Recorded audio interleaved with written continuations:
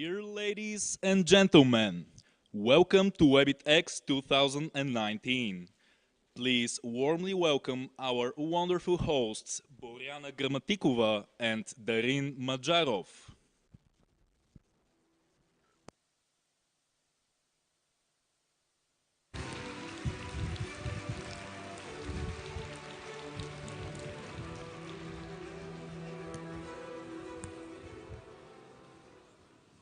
Ladies and gentlemen, artificial intelligences, we are pleased to welcome you to the second edition of Webit.X.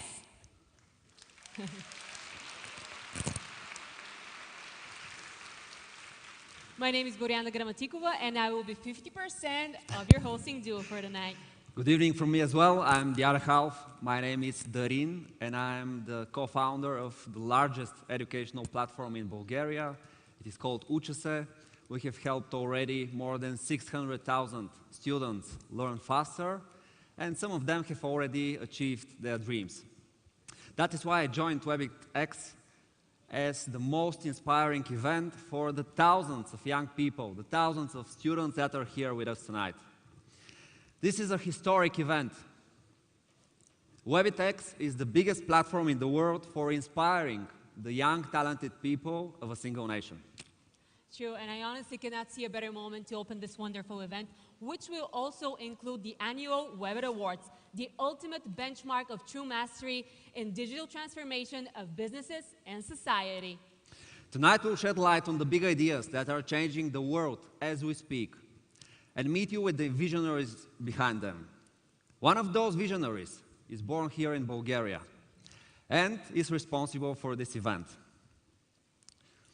Please welcome on the stage the founder and executive chairman of Webit Foundation, Dr. Plamen Rusev!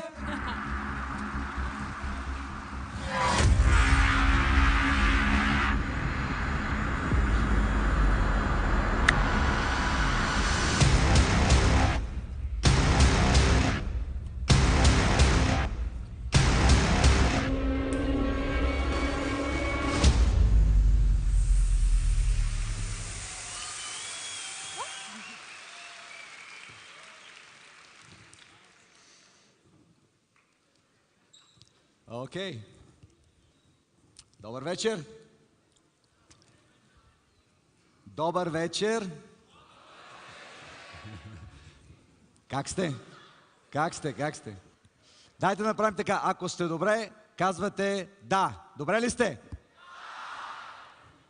Да опитаме пак. Добре ли сте? И аз ви обичам. И затова сте тук, защото сте отличниците на България. Сега, преди да поканя нашият не много скъп гост, той е много скъп гост, но той не е гост, защото той е наш партньор в това престъпление да събереме най-умните хора на България на едно място. Преди да го поканя него, сещате ли се кой е той? Я опитайте. Дарин също има престъпен пръст, но кой е човека, който според вас може да организира училища от цяла България? Кой? Ама аз като ви казвам, че сте най-умните хора на България, това е доказателството. Сега обаче това ще бъде от мене последната дума на български пред вас. И ще ви кажа защо. Не защото не съм горд българин. Тези от вас, които ме познават, знаят, че съм горд българин. И където и да отида по света, аз винаги ще бъда българинът Пламен Русев. Ще мина на английски, защото вие стоите на тези седалки, на които стояха 120 държави. И моето послание към вас е следното. Ако искате да бъдете успешни в световен мащаб, българският ще ви помогне до толкова, доколкото през него да изкажете най-красивото, което имате, своите мисли и чувства.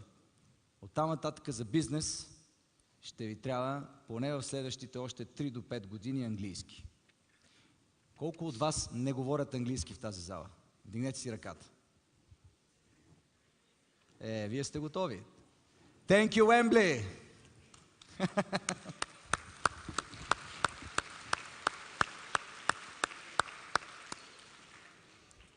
Ladies and gentlemen, I will take the role now because I want to have the pleasure to invite here a person who first believed in my crazy ideas and dreams, and second, decided that we'll change the system and will make a difference. The Minister of Education of Republic of Bulgaria, Mr. Vlčev.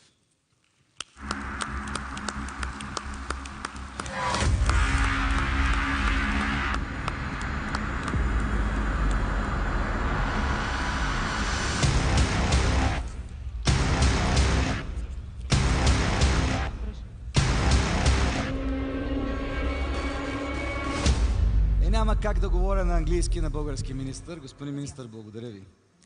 Благодаря за това, че ето тези страхотни млади хора са тук сред нас.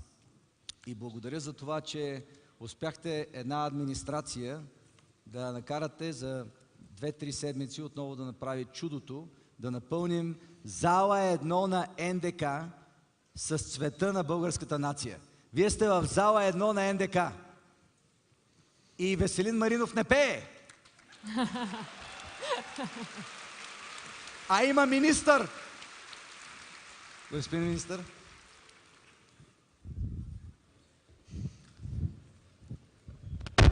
Благодаря на Пламен, благодаря на всички вас, че дойдохте, че се отзовахте на поканата. С Пламен се познаваме от няколко години, но още първия път, който се запознахме, ми направи впечатление колко я вдъхновяваш. Аз не мога като него, признавам се, мога да говоря равномерно, сравнително интелигентно, да водя нормални, да създам добра обстановка за ползотворен делови разговор, но не мога да вдъхновявам. А днес най-важното е да ви вдъхновим. Образователната система има много задачи. Образователната система трябва да ви научи да прави така, че да придобиете знания, да ви направи пригодни за живота, да ви възпита. Но най-важното, което днес трябва да направи образователната система, е да ви вдъхнови. Да вдъхнови младите хора. Не само в България, но в всички части на света. Вдъхновението е това, в което най-голяма степен определя и човешкия живот. Заради нещата, които ни вдъхновяват, заради вдъхновението ни правим важни житейски избори, развиваме интереси в една или друга област, за да обучаваме се в една или в друга област, заобичваме нещо или някого. Човешкото научно и технологично развитие се е движило най-вече благодарение на вдъхновението. Едни хора със светли умове, с голямо въображение, са се вдъхновили от науката, вдъхновили се от знанието на хората, знанието създадено от хората преди тях, които пък също са се вдъхновили. И така, крачка по крачка, днес сме достигнали впечатляващо технологично развитие, което все още е твърде малко на фона на това, което ще се случи. Само ако погледнем един смартфон, който държим, или телефон в ръцете си, направим равносметка колко много открития стоят зад една технология. Технологиите ни вдъхновяват, технологиите може би в най-голяма степен ни вдъхновяват и това беше една от причините да решим да подкрепим, да участваме в организацията на днешното събитие, за да вдъхновим всеки един от вас. По-важно е всеки един от вас да се вдъхнови от знанието и от науката. Пожелавам ви на всички да се вдъхновите от знанието, да откриете вселената на вашето въображение и да се почувствате щастливи от това. Успех на всички! Само не мога да разбера защо казвате, че не вдъхновявате. Някои го правят с действията си, вие сте един от тях. Благодаря много, господин министър. Благодаря за това, че всички те са тук.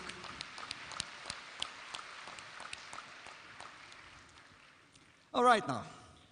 I have the right of a first keynote because I'm the organizer, so they said do it.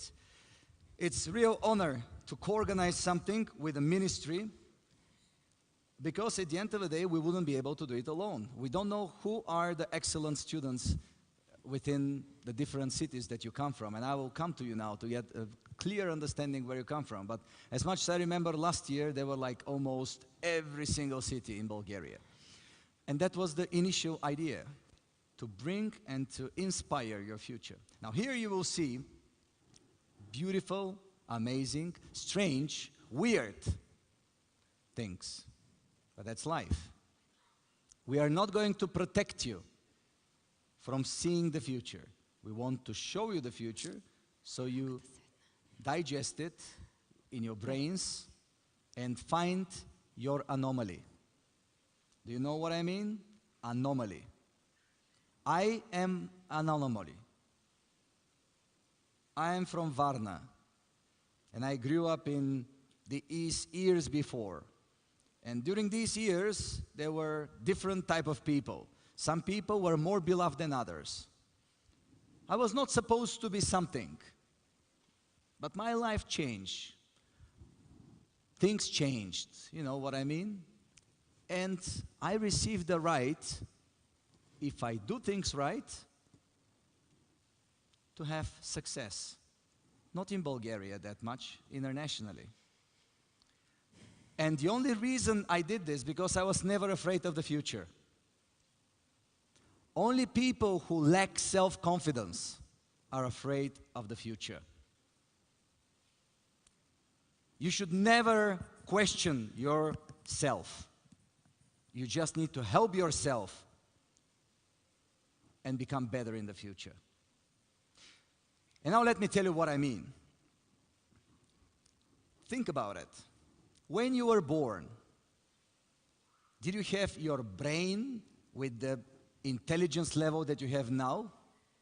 Or it was somebody like doing nothing? You cannot even stand up, right? It takes time. You don't know because maybe you don't remember, but I have 2 kids, 8 and 9, and I know what it is. It's not the brain that makes you a human. It's the heart that makes you a person. It is the heart that needs to be bigger than the brain. And then everything happens in a perfect way. Here at Webit, we bring together people from 120 different countries. You know that Bulgaria has been established in the year of 681. Since 681 till 2019, there are exactly 1,338 years. You don't expect anything new to happen during these years. But today, you are in a very historic moment. Today, something new has happened. For the first time in the history of Bulgaria, there are 120 countries landing in this city. How about that for a first time? Would you accept somebody to tell you that something is impossible? How impossible this could be? To bring people like my dear friends, for example, Jesus over there, Jesus Mantas. Jesus, may I ask you to stand up, please? I know I'm asking too much.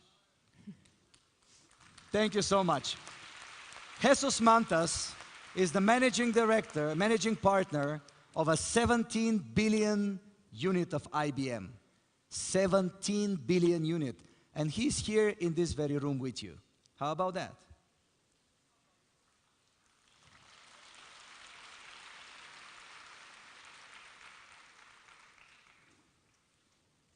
There is nothing impossible. That's what I'm telling you.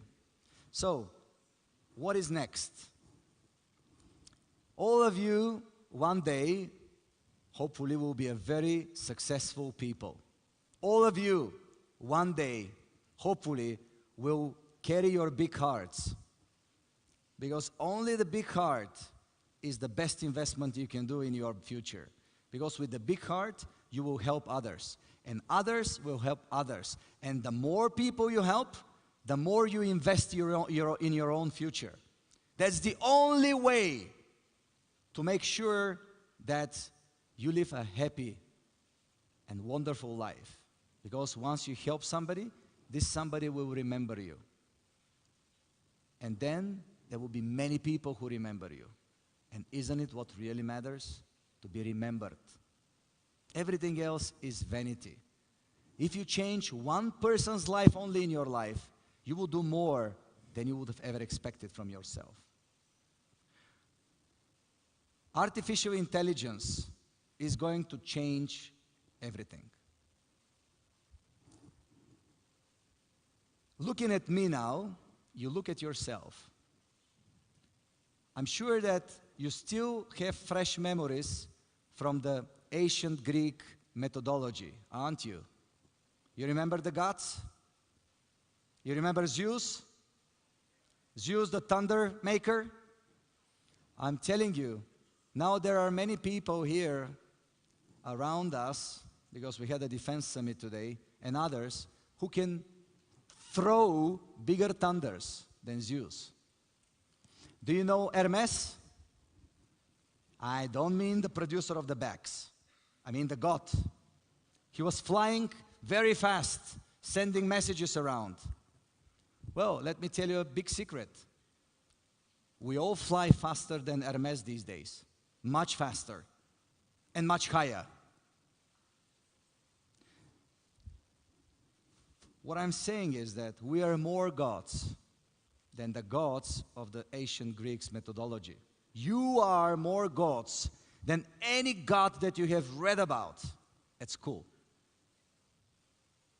The question is, do you realize it? The question is, how do you use that goddess special thing that you are empowered now through technology to make a better world? I mean, when you read the methodology, you say, oh my God, why is this God doing this? Why is he killing this guy, or why is he doing? Well, ask yourself, why are you doing it? And what can you do better? Every second of your life, what can you do better now, at that moment? Being gods comes with some pros and cons. The cons, though, are that artificial intelligence is becoming more and more intelligent. If you ask yourself, how is it possible the man to be stronger than the lion if the lions are so strong? It's all about one thing, what I've started, community, helping each other, building layers of communication, having aligned interests. Communities are built around shared necessities.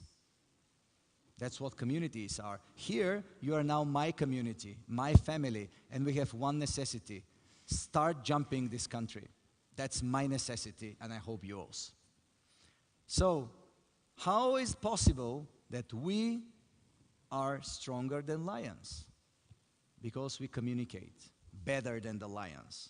Because we talk to each other, share values, share dreams, and we are there. We are connected. The problem with the connections with the humankind is that we recently will, and we often become disconnected. We meet now, maybe we meet in 3 years, maybe we meet in 5 years, maybe we meet in 10 years. The beauty of the artificial intelligence, it's that it's always connected. So, tell me, you the brightest of Bulgarians, would the AI be stronger than us if we are stronger than the lions because we are connected? What do you think? Would it be? What do you think? Is it the human or the AI being stronger? What? Human or AI? So this half goes for AI, this half goes for human. I also believe it will be human, but only if we are connected. Only if we stay connected and we build stronger connections between us. But do we have to compare? Remember, if you go for the religion, it's the God who created the human. What about now? It's the human who creates the AI. Because there is nothing artificial about the artificial intelligence. It's made by humans with the values of the humans who made it. So if the values of those who made are good, we have a good AI. If the values of those who made are bad, we have a bad AI. Good and bad, who knows what is good and what is bad? What we know for sure is that when it's time for you to go for work, there will be most probably no drivers.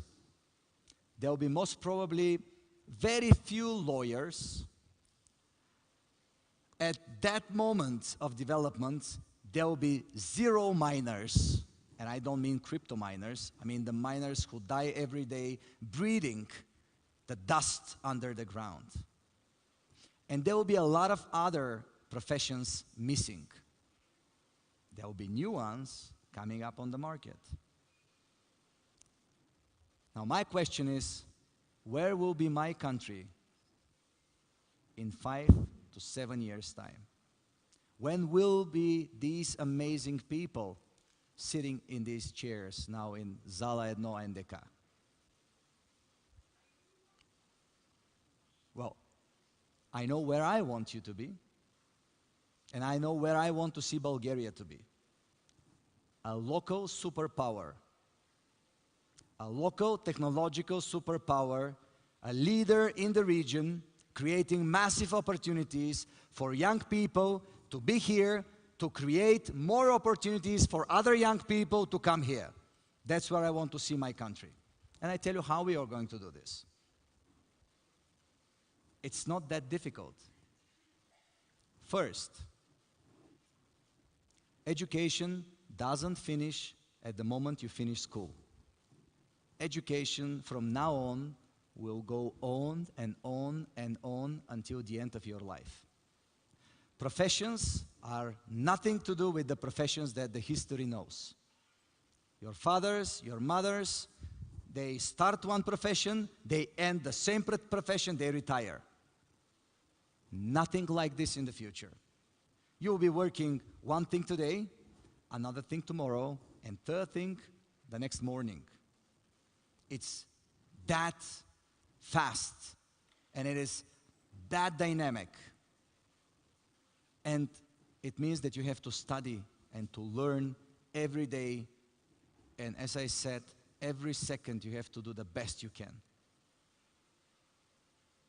All the things you will see here today are things that were made by people who never stop dreaming. Are made by people who never stop learning. And are things made by people who Webit believes have good hearts. Because at the end, it's all about the good heart. Because the good heart will create good AI. The good AI will create better future for all of us. That's why we care about the hearts more than the brains. But hearts are teaching our brains. So that's what I believe in. And I hope all of you young, amazing people will talk to your hearts more often, and they will tell you what's next. Because it was the heart that was beating first before your brain starts telling you even to go to the toilet. It took about a year and a half, 2 for my kids to know that. And it took those 2 hands to take the result out of it. With this, I will stop. And I'll be happy to answer any questions you might have. There are microphones over there. I don't see what time is it and how much time I have. But I'll be happy to answer questions. And one thing is for sure, you are in the best place, in the best time. There is really no better place. Outside, there are 7 companies from the Silicon Valley who came all the way from San Francisco, from other places, to pitch in our Founders Games. Can you imagine how it changed the narrative?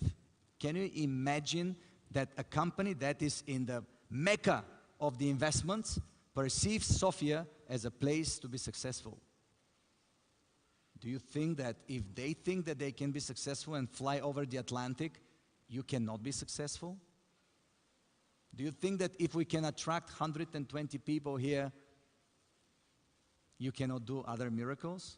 Do you think that if 3 years ago, the global media were calling Sofia the capital of the poorest country in EU, and now they're calling it how? Digital capital. It's a nice change of narrative for 3 years only, before and after Webit. Do you think that things are impossible? It's the best place to be. Bulgaria now is the best place to be. A place of freedom, and I mean it, and you will know what I mean if you go and live somewhere else. A place of unlimited opportunities. Just grab them and take control. I never stop learning. 2 months ago, I did another PhD in telemedicine. 4 or 5 days ago, Harvard awarded me and appointed me as part of their faculty thanks to a dear friend of mine here, seeing if Shafi Ahmed is here. Shafi, are you here? Shafi Ahmed? Where are you, brother? In the back. There he is. Yeah, do you see him over there? At the end of the day, it matters about your heart and about the people you know. My heart connected me with Shafi. My heart connected me with Jesus Mantas. My heart connects me with everybody here. And my heart now is connected to your hearts. So, let's see where this will take us. Thank you so much for being here. But above all, thank you so much for being an excellent student. Thank you for yourself. Thank you.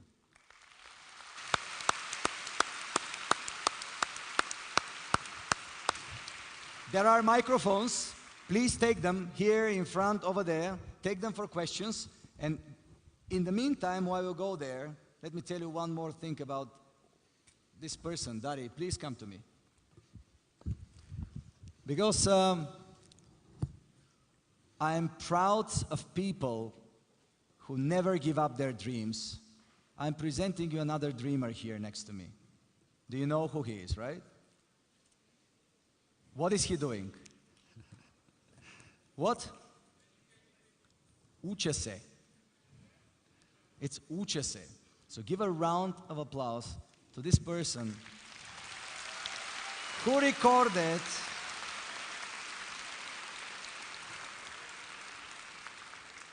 when I met Dari, it was like 2, 3, 4 years, I don't know how many, Yeah, 2, 3, 4 years ago. And I went to his website, and I already heard his voice. And every single video on his website was with his voice. Hundreds of videos, thousands of videos. This person next to me worked like a dog. Recording, drawing, drawing. It's impossible. I cannot even comprehend how much hours he spent in front of the microphone, in front of the laptop or whatever he is using, and recording. How committed you should be to change or to support the education in a country, but to do this in such a way. Darin Majarov, great guy. And I am very, very honored that he accepted, together with the wonderful Mrs. Gramatikova here, to host this event. So, do you have questions?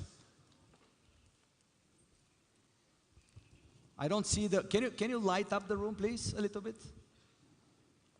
Okay, much better. Oh, full room, nice.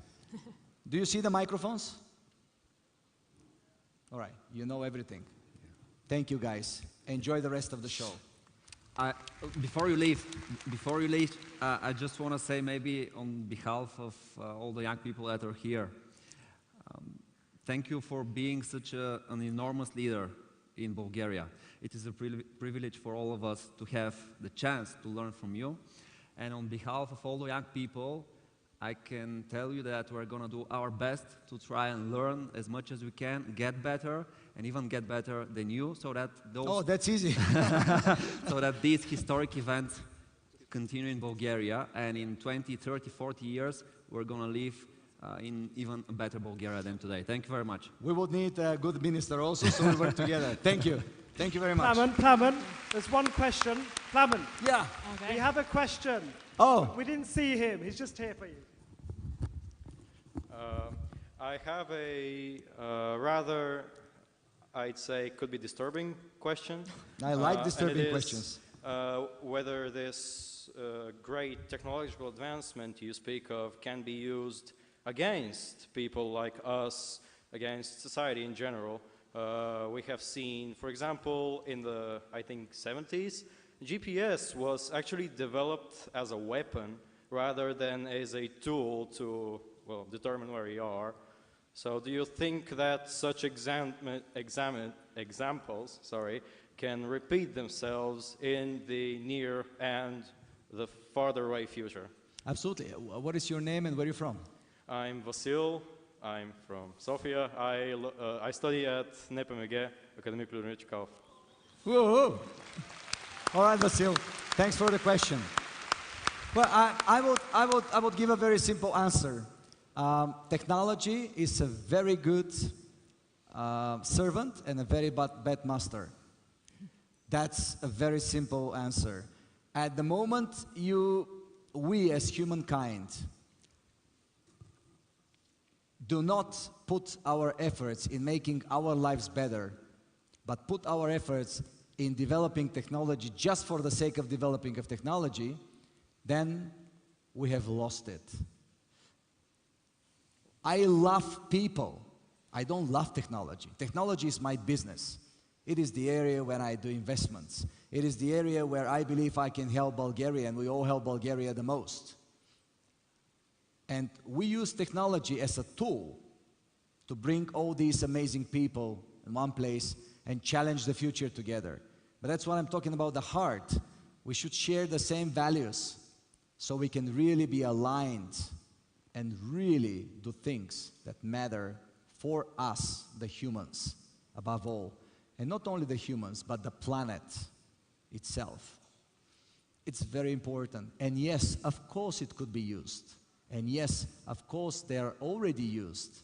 And yes, of course, we will do our best to make sure that at the end of the day, the result is that we improve the state of well-being for the people. There are many bad people out there, but also there are even more great people out there. The humankind is a beautiful collection of good and bad, white and black, yellow and red. It's all amazing. The beauty of us is that we are so diverse. That's what makes us very strong. With AI, it's an algorithm. In most of the cases, there is one right answer. With us, the humans, if I ask you, 20 people, 23 opinions, and that's the beauty of it. People need to learn to cherish diversity. Our team, we have now a beautiful lady from Syria who was a refugee, and she's out there somewhere, Neely. We have Sami coming from Ghana. And Sami, are you here? Come here, Sami. There he is. A very cool guy, a very, very cool guy. Yeah. So, diversity is key for our happiness. And that's our main advantage to AI and to technology. We are beautifully different. Please never ask anybody to be like you. That's the worst you can do for yourself. We should dream different. We should do different. That's the only way we can be happy. If that answers your question. To some extent, yes. Thank you nonetheless. So you're a mathematician. You want me yes and no, right? Is the algorithm there that is missing? No, not really. I just, you told me the answer. It was just kind of in the midst of everything you said. And it's that there are a lot of bad people and even more good people in this world. And we as, well, hopefully good people, we just have to outdo ourselves in order to advance humankind in general, outweighing all harm that could be done to mankind itself. At least that's my take on it. do you realize how important and how complex is your question? There are a lot of people from our VVIPs, our speakers. I mean, if they can answer this question, then we don't need to get together anymore at Webit. Every year we need to talk about it, we need to discuss it. Every year we have to catch up with the development of technologies. Every year we have to find more answers.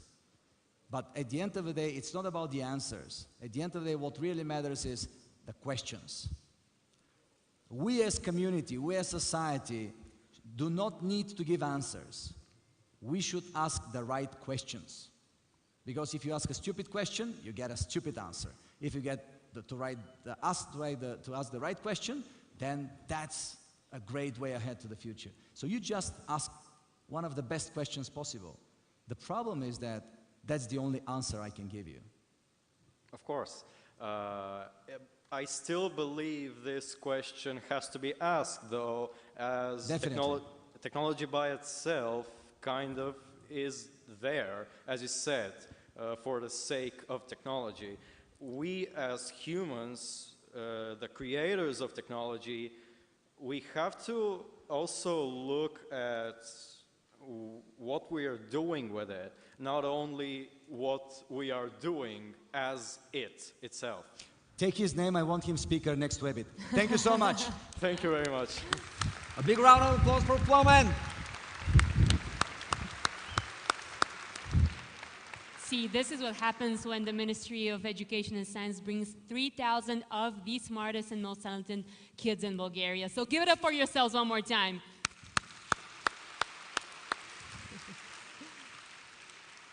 And now, with that being said, I don't see a reason why we shouldn't move to the more ceremonial part of the evening. I mean, we told you it was an award show as well, didn't we? Of course. So for the last 11 years, Webit has been making incredible efforts in enabling business opportunities on a global scale, which is why tonight we decided to distinguish some of those who have worked actively in developing entrepreneurial activities around the world.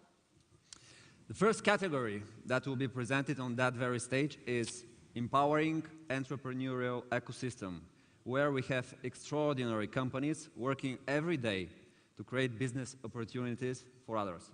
True. Our first nominee is Microsoft, a company that has moved the hearts of every computer user with their mission to empower us to create a better future. Applause, please, for them. They deserve it. The second nominee is Lakestar, a venture capital firm that invests in outstanding digital and technology entrepreneurs worldwide. Yep. Our third nominee in this category is Airbus Labs, a global aerospace accelerator where startups and Airbus entrepreneurs speed up the transformation of new ideas into valuable businesses. And now, the award for empowering entrepreneurial ecosystem will be presented by the Executive Director of Visa for Southeastern Europe, Berna Ullman. She's a senior executive with over 30 years of professional experience in payments and finance, currently responsible for delivering strategies and business growth in 9 markets. Please welcome Ms. Berna Ullman.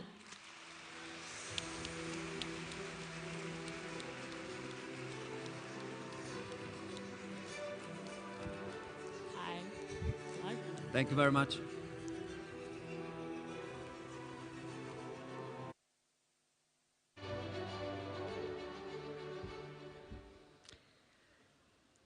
I'm delighted to announce the winner for the category of Empowering Entrepreneurial Ecosystem.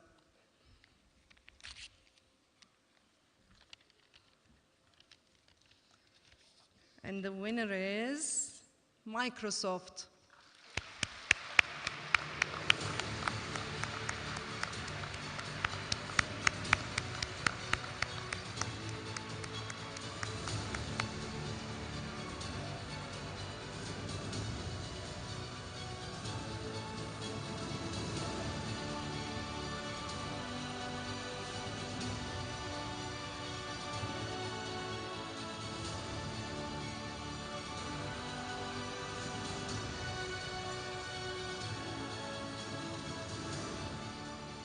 Bill Gates around? I guess not. Okay, so we will make sure that the award goes to a Microsoft representative. Thank you, Ms. Brennan-Ullman. Thank you very much, and congratulations to Microsoft once more. Congratulations to Microsoft indeed. And now is the time to announce the demonstration of the first of many incredible technologies. EnduroSat designs and engineers smart and affordable spacecraft for business applications and space exploration missions. EnduroSat's mission is to provide simpler access to space for visionary business customers, scientists, and technologists.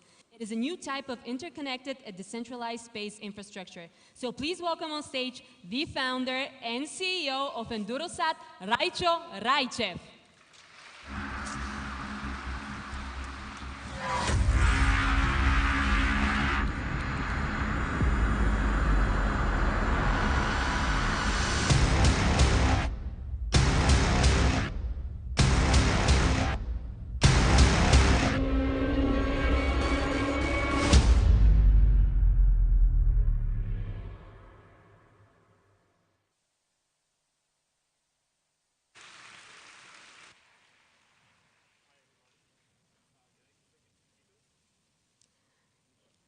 Can we give a clicker to this wonderful man, Bulgarian inventor, Raicho Raichev? Thank you. He's a high-tech guy. He needs high-tech equipment, guys. Hello, can you hear me now? Good. My name is Raicho. I'm from EnduroSat, and this is what we are actually building, satellites. And I wanted to tell you a little bit about our story, about how we began, and hopefully inspire a few of you to do crazy shit in your lives as well. So I started as a kid, and I always have a dream. I want to go to space, no matter what. Now, when I was a kid, of course, I bumped my head too many times and frequently, so I don't remember some concrete aha moments that made me realize how much I love space and how much I want to get to space myself. This continued into high school years, and a word of advice, when you go the first day in high school, don't tell like me I'm going to become an astronaut to everyone that you meet. Basically, I was not the most popular kid in school for sure. But my dream continues further. I was still enthusiastic about it. I always dreamed, could I contribute? Could I build spacecraft technology? Could I go and inspect my spacecraft in orbit someday? And this continued into my late years, and after graduating university and working, I decided, okay, I cannot stand anymore. I have to really pick up my stuff and try to create something in reality. I had a really reasonable idea. I would do a private satellite company in Bulgaria. What could go wrong, right? This was my idea. And no, this is, I'm serious. Wait for the next part. So I made a list of partners, potential partners, organizations who would definitely be interested to invest and support my private Space Bulgarian program. I went, and before going to meet these people, I was thinking only one thing. Man, I will have one problem. If I go and speak with all these around 30 people that I'm thinking about, probably I'll have to turn quite a few of them down because all of them would necessarily want to invest, they would want to help me. And I was training more about how to politely reject partnerships. Actually, it didn't go well as I planned. From the 30 organizations that I spoke with, it turns out that most of them had a better jobs to do, especially two of them. By the time that I entered and I thought, hi, I'm Raicho, I'm going to build satellite technologies, and the guys were already calling the security guards and they literally escorted me outside of their office. So basically from 30 more answers, you can see just a second. You can see the result, basically. The result was amazing. So, as a really smart guy, I fell in depression directly. And I thought to myself, you know what? People don't get me. There is something wrong. I don't know what to do. In general, 3 months passed. I was super depressed, but nevertheless, this passion about space, this somehow internal energy kept me going. And I decided, okay, no way. I'm going back to the drawing board. But this time, I'm going to take a team with me. And why do you need a team? In my opinion, when I started with a team was, you know what? It would be good to have someone to blame about the failures instead of myself only. This was my first idea. But more importantly, you rapidly realize you cannot create in your lifetime something significant without smart people supporting it, without partnerships, without people around you to really put the edge on your program. And this is what actually happens with us. I was so fortunate to start with 5 guys, the program that we call today Endurosat as a company.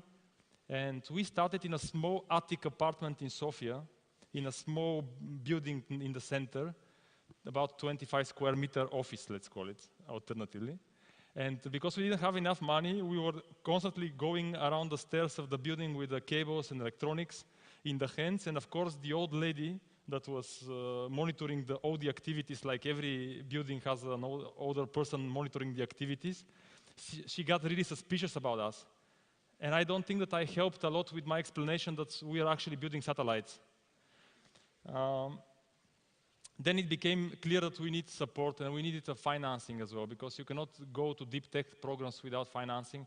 And I was fortunate enough that after 3 months, I went back and spoke to some of the people that I met during my first disastrous meetings.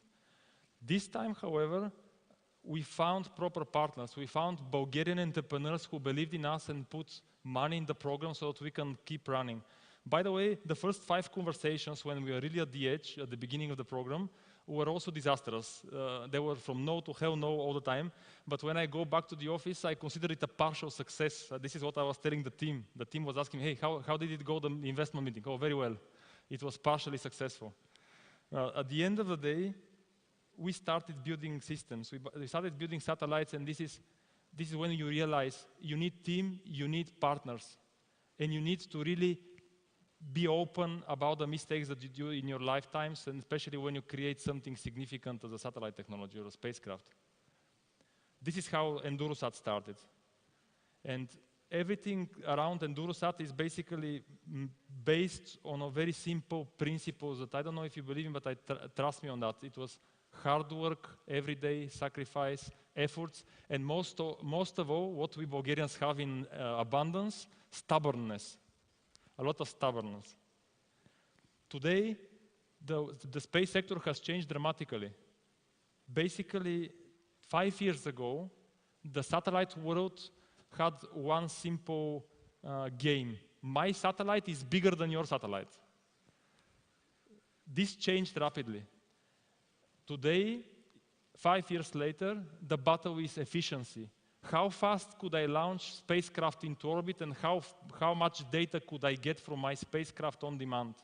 And this is what we are doing. You can see on the bottom of the screen satellite like this compared with a big system of a modern satellite. What we do with Endurosat now, it's something that I'm really proud of. And by the way, this is a result of a work of more than 30 people, young people like yourselves, in about 4 years. Sleepless nights, scandals in the office, no ice-breaking games, no enjoyment in many cases. But today we are proud to give you a real spacecraft.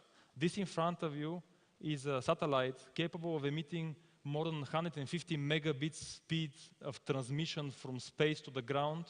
It could work in low Earth orbit. It could work under severe temperature differences and radiation.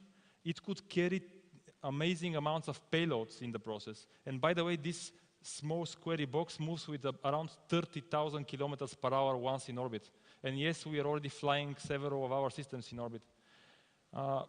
This spacecraft could really benefit humanity. We believe so. And this is why we are proud to work today with leading institutes, leading universities, space agencies around the planet, and of course, commercial satellite companies. What these satellites provide you with is capability that you haven't had before, on a very low price, to have incredible amount of payload space, so that you can fly your camera in space and monitor the ground, so you can take high-resolution photos or videos.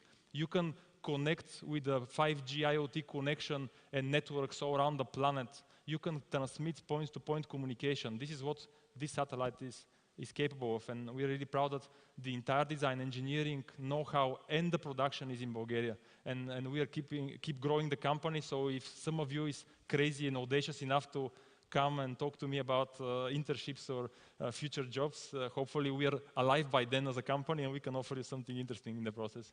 And last but not least, I want to tell you something. Really focus on what matters in your lives. I know that today there is a lot of social media, a lot of distractions, but at the end, success comes to the hard workers. Success comes at a very high price, but it's worth it. Because once you see something that was a vision in your head and today's reality, you feel almost like godlike.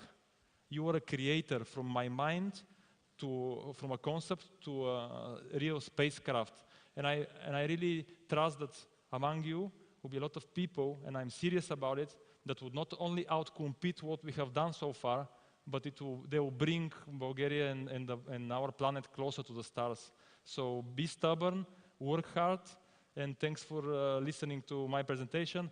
On the website, if someone is crazy passionate about space, this is the biggest online educational platform in Europe, and we founded it. So there is a lot of free information available if you want to learn more about how to build spacecraft technology. Thank you, and good luck to the conference.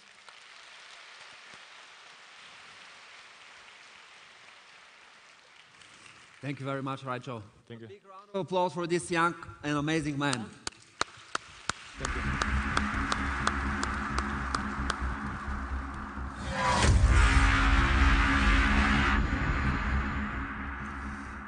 Our next speaker is one of the world's top space visionaries and is credited with helping create the new commercial space industry, whose players include Richard Branson, Elon Musk, Paul Allen, and Jeff Bezos.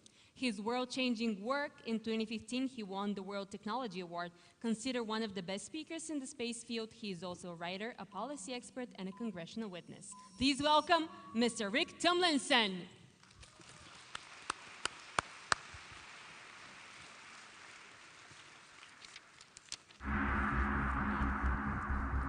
Thank you very much for being here.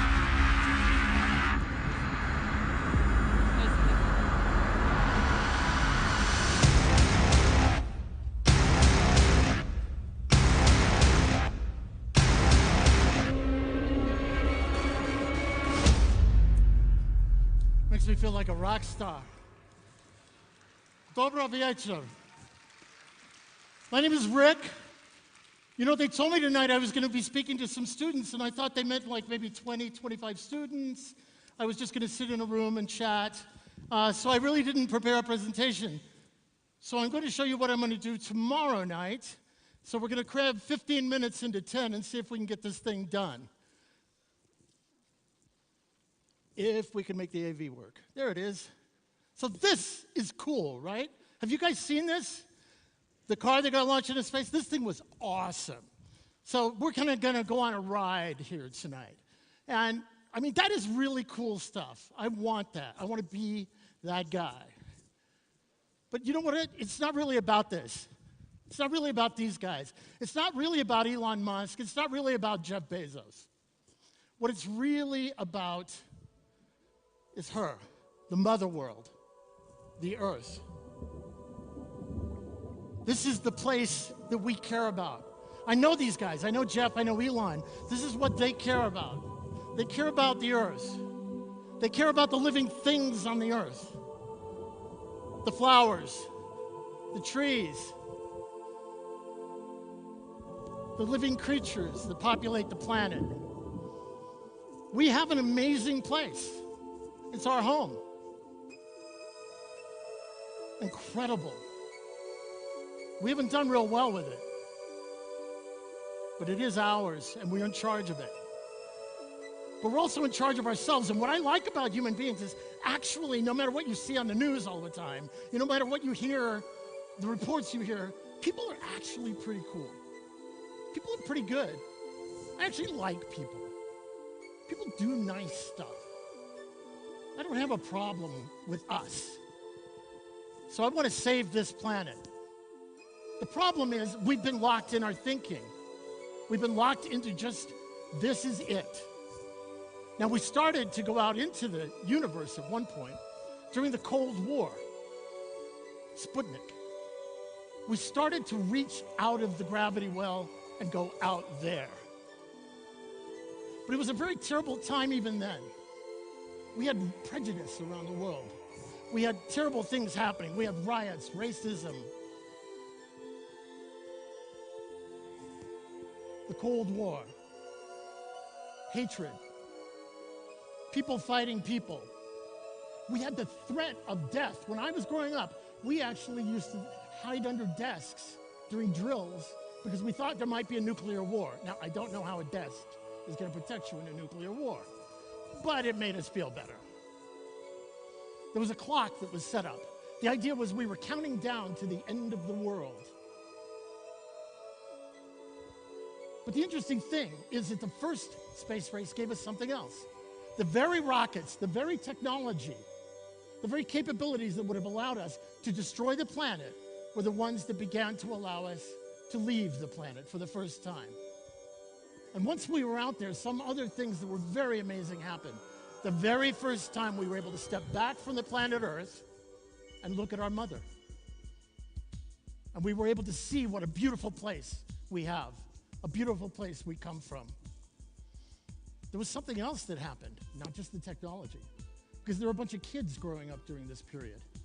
Kids who were watching the space race and flipping the channel and seeing Star Trek, seeing Star Wars, going to the theater, Han Solo, Leia.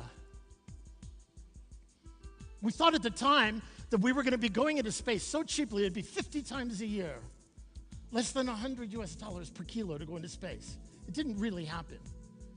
We ended up with a large government space station, and in the meantime, the world got ugly again. And here we are now, in a world that has so much hatred. People saying, stay out, go away, don't come into my place. We're crowded. We're changing the planet. Crystal clear. And there's so much greed. It's all about me. It's all about give me more, give me bigger, give me better. Yeah, and then we got that guy. Just skip right past him. And guess what? The clock is there again, and our greed has started to harm the planet. But guess what? Those kids that were watching those shows, those kids that were watching Star Trek and Star Wars and Space Shuttle and astronauts and cosmonauts doing incredible things in space, grew up. And they started building their own space companies, their own space enterprises. Jeff Bezos announced this 2 weeks ago. Commercial spacecraft going to the moon. SpaceX. Crystal clear. I love the fact that this looks like it's right out of a movie, but that's a real rocket ship. It's coming right now. And within our lifetime, within your lifetime in particular, in your lifetime, you're going to be able to take these ships and ride them out to the frontier of space. You. There is more than one person in this room right now who is going to have the opportunity and probably will step onto another world. Think about that. You know who you are. I can't see you from here, but you're hearing something as I'm talking to you because you know you're that person. And as we do, we get to change the way we interact with this planet, the way we interact with each other. So rather than attacking the earth, bulldozing, tearing it apart, for the first time in the history of life itself, we will be able to carry the seeds of life into space. The same technologies that allowed us to kill will now allow us to plant. But we also have to be able to protect this world because it's going to be no good if all of a sudden a big rock falls out of the sky. So one of the things we're looking at is how do we do that? And what's interesting is we begin to go out into the solar system and study the asteroids and learn how they operate, how they fly, what the opportunities are. We're going to be able to build from what we learn while we're there. We'll be able to understand the resources of space. I had a little asteroid mining company a couple of years ago called Deep Space Industries. We were looking into that. At the same time, as we're heating the planet, we're starting to reach a point where I don't want to say this will happen, I don't believe it'll happen, I hope it doesn't happen, but we could hit what's called runaway greenhouse, at which point the planet starts to heat itself faster than it cools. and we start turning the Earth into Venus. Now, you guys are all science nerds just like me, and you know Venus is not a happy place, unless you want to bake something. But it could happen here. So what about if we were able to put objects between the Earth and the sun? Now, this is only if things got terrible. This is only if things got really, really bad. But what if we could move some of those asteroids? What if we could take large solar sails and put them between the Earth and the sun and create a little bit of shade so that we could have a little bit of time to change the planet, to save ourselves? And again, at the end of it, we've got capabilities. At the end of it, we will know how to do things. At the end of it, we will have the technologies necessary to begin building civilizations in space. And guess what? At the same time, we will learn how to work together. The whole idea of families falling apart, think about it. If you're living in a sealed bubble, that's your family.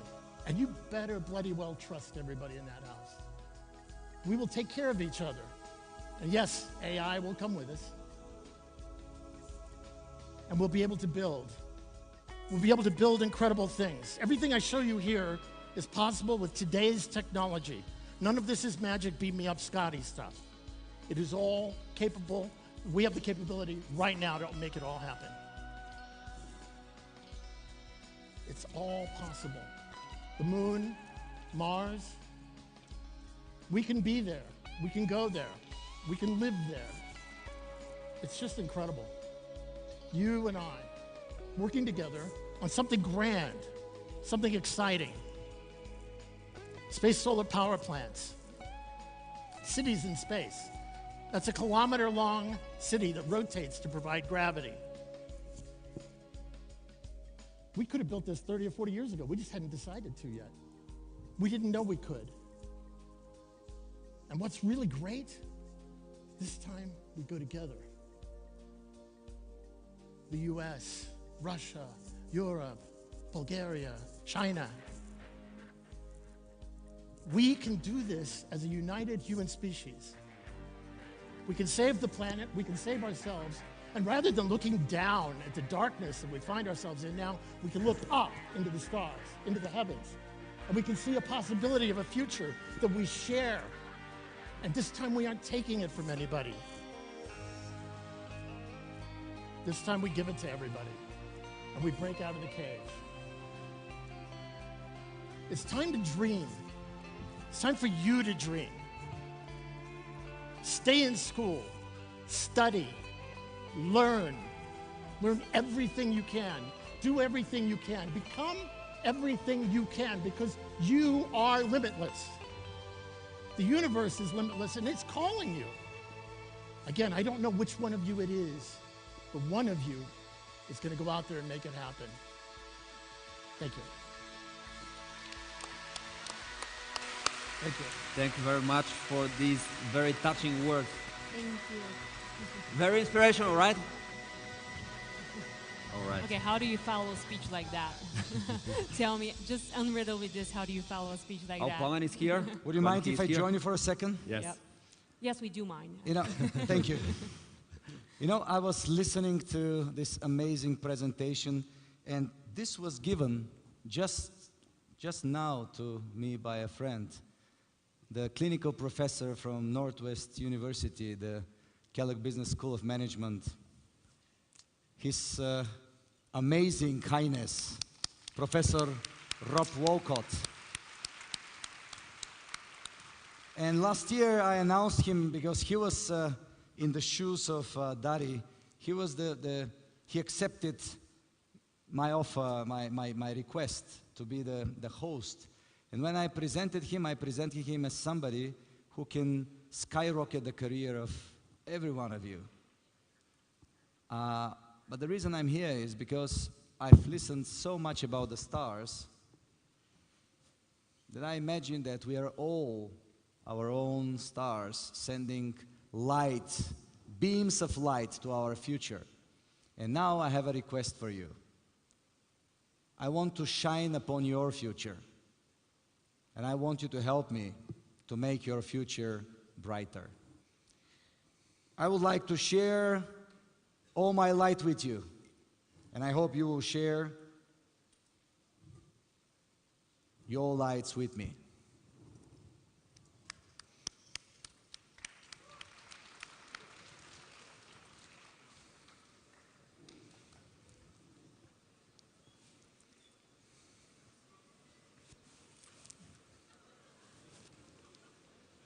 I see your lights.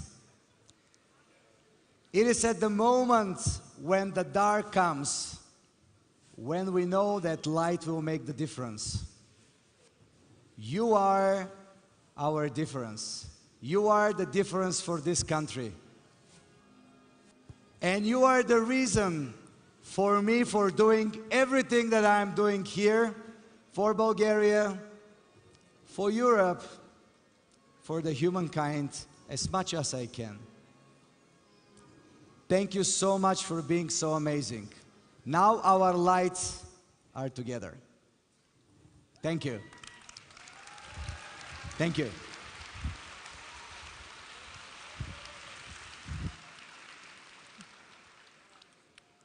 Thank you. That was really beautiful looking from the stage. You couldn't see it, but it was amazing.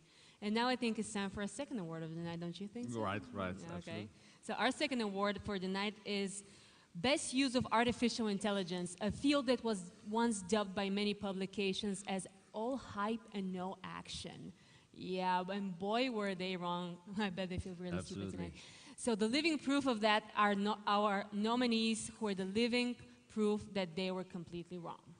And now the first nominee. He is the founder and CEO of UPlus, Shaukat Shamim. He is a serial entrepreneur and has founded many successful companies over the years. He led the creation of one of the first messaging platforms, Yahoo Messenger.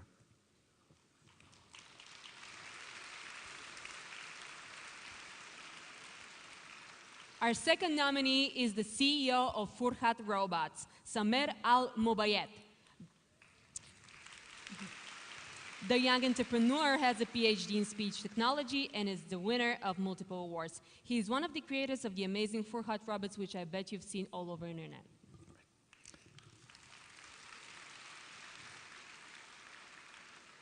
The third nominee is Tatiana Kanzavelli. She has been featured in the White House blog, spoke at the United Nations, and has been recognized as one of the top 10 influential women in healthcare IT in 2015.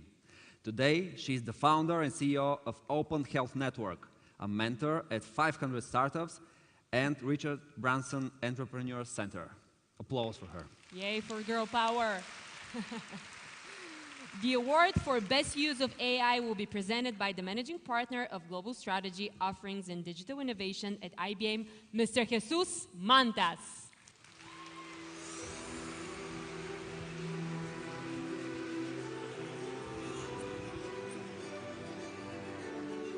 Thank you very much for being here.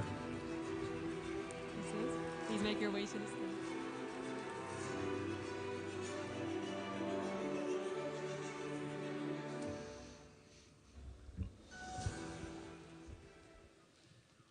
I think everybody knows me by now. I did not plan on that.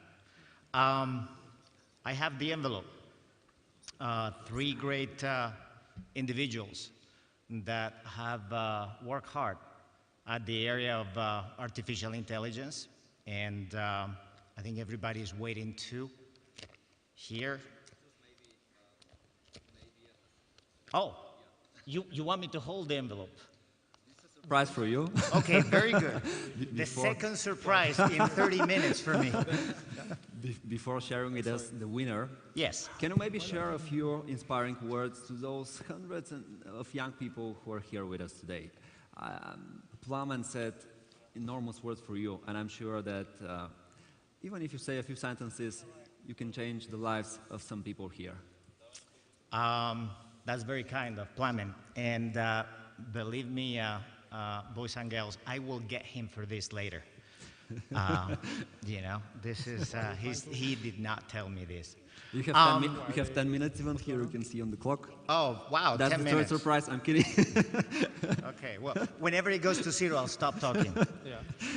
Maybe I'll tell you a little bit. I was born in the south of Spain. And,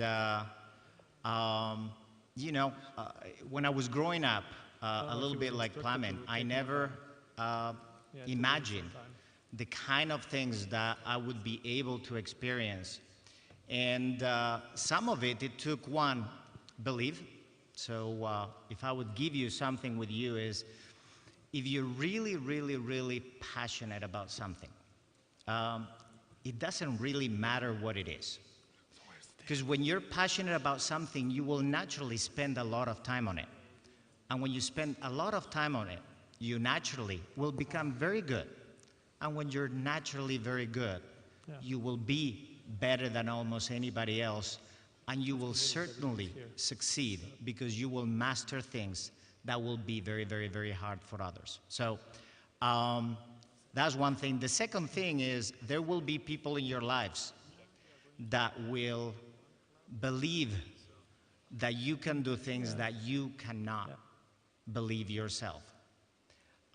Find those people, whether you're your parents, whether they're your teachers, and let them guide you. Because I have done the kind of things that I've been able to do because I had a lot of people that believed in me more than I believed on myself. How's that for no preparation? Thank you very much. I think everyone here appreciates that. Now, maybe we can hear the winner. Out of all of this, I have a new idea for an artificial intelligence application. It's going to be a public speaking artificial intelligence. So whenever you're going to be an award, you have it, you can put the application, and it's going to do the speech for you. I have the envelope, so no further ado, I'm going to let you know who's going to receive this very, very prestigious award.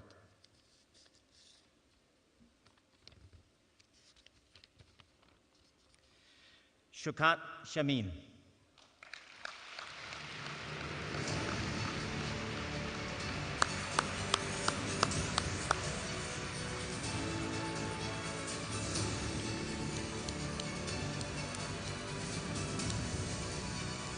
Congratulations.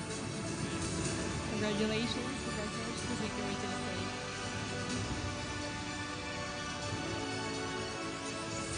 Congratulations. Now it's your turn. This looks really cool. Thank you, everybody, for giving us this honor. This goes to all the people in the company who has worked tirelessly to make this thing happen. And we have some colleagues in the audience as well. Congratulations to you all. Laurence, it's her birthday, so please say happy birthday to Laurence. Thank you. Listen, thank you very much. Thank you. Congratulations one more time from us. Thank you to Mr. Jesus Mantas, who was put on the spot by Darin, but he made it beautifully job. And now it's time for our second demonstration for tonight. Tonight we will witness the arrival of a new wave of drones. The fully autonomous cargo drone Black Swan that can transport up to 350 kilograms over 2,500 kilometers. A technology like this can be extremely efficient and has the potential to transform whole economies. Please, welcome on the stage the CEO of Dronamics, Svilen Rangelov.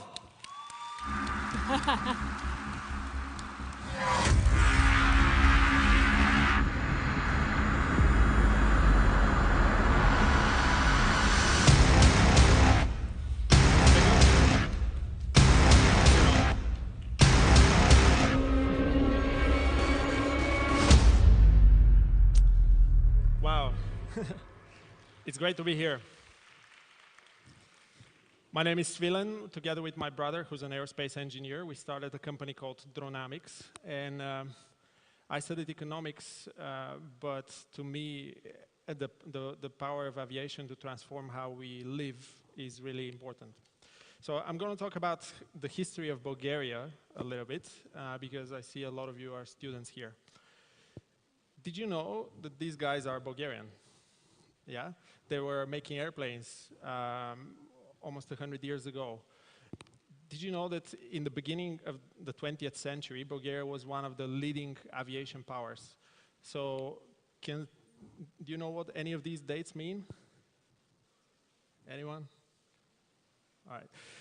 Well, in 1910, Tsar Ferdinand, our king, was the first head of state to take a commercial flight out of the whole world.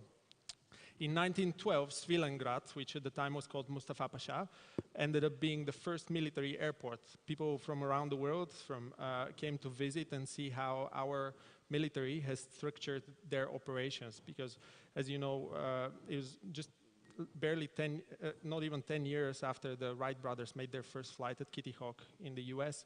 Bulgaria was already using aviation because in 1912, as you recall, from history lessons, Bulgaria was at the onset of the Balkan Wars. In around the same time, Lieutenant Simeon Petrov made the first successful landing after an engine failure. At the time, aircraft had only one engine, so if it died, chances are the pilot will. Lieutenant Simeon Petrov was the first person to actually manage to safely land, and this informed a lot of other aviators after that how to deal with engine failure mid-flight. In 1912, Radul Milkov and Prolan Tarakchiev, you may have heard a few of them as street names. Well, they actually made the first military flight. They were able to drop some ordnance during the attack of Odrin. Raina Kasabova, even more importantly, Raina Kasabova was the first female military pilot in the world. And that's quite a first. And in 1915, Arsen Yordanov, who was aged he was aged 15, so younger than a lot of you here. He was already building the first Bulgarian aircraft, if the clicker would work. I'm pressing a wrong button. There we go. And after that, Bulgaria built 3 factories for airplane manufacturing, which in the span of just several decades were able to produce more than 1,000 aircraft and to develop 40 new designs. So these are actual photos from Bulgaria from that period. You see the Državna Aeroplanna Работилница, or State Aircraft Workshop in Bujurište, just outside of Sofia. You had State Aircraft Factory in Lovech. If you see up there, it says Pušenето zabraneno, so no smoking, guys. And Caproni Bugarski, which is the Bulgarian branch of an Italian company that made aircraft, and they actually ended up developing aircraft in Bulgaria. And then after the Second World War, we were invited to close the factories, so we did. And for 70 years, Bulgaria did not produce a single commercial aircraft. And when we started in 2014, we decided to change that. This is the site of our first workshop. We've since moved. But right now, our goal at Dronamics is to democratize aviation, to develop it in Bulgaria and also to bring local aircraft manufacturing in many countries around the world, which currently do not have these capabilities. So we are now a team of 20 people. We have some really amazing advisors. And we are also the first and only strategic partner of IATA worldwide. IATA is the International Air Transport Association, or the trade body of airlines worldwide. And the big thing that we're trying to solve is that everything nowadays is on demand, right? We're here at Webit because we love the web. We love what it's given us, the power of now. You want a taxi, you get it now. You want food, you get it now. Well, same with goods that we purchase. A lot of times we don't just go to the store, we order it on our phones. But the infrastructure is not really there, right? In many places around the world, and even in Bulgaria, you could wish for better roads. Now, the way to change this is to use aviation, but aviation is very expensive. So we've tried to create a new type of vehicle that will lower the cost of air cargo to the point of almost matching trucking. And we call this creature the black swan, because it's so difficult to create new technology that it's affordable. The black swan will be the size of a flying delivery van, if you will, or a banicharka, for those of you who speak Bulgarian. Yes, that's correct. We thought, we need to be cheap, so we need to land on a runway, so that means we need to be offloaded onto ground vehicle. The most common ground vehicle for delivery is something the size of a Bonicharka. I want to show you a quick video of some of the tests that we've done here in Bulgaria. This is just a subscale prototype. This is actual live footage from, well, not live, but footage from an airfield near Sofia.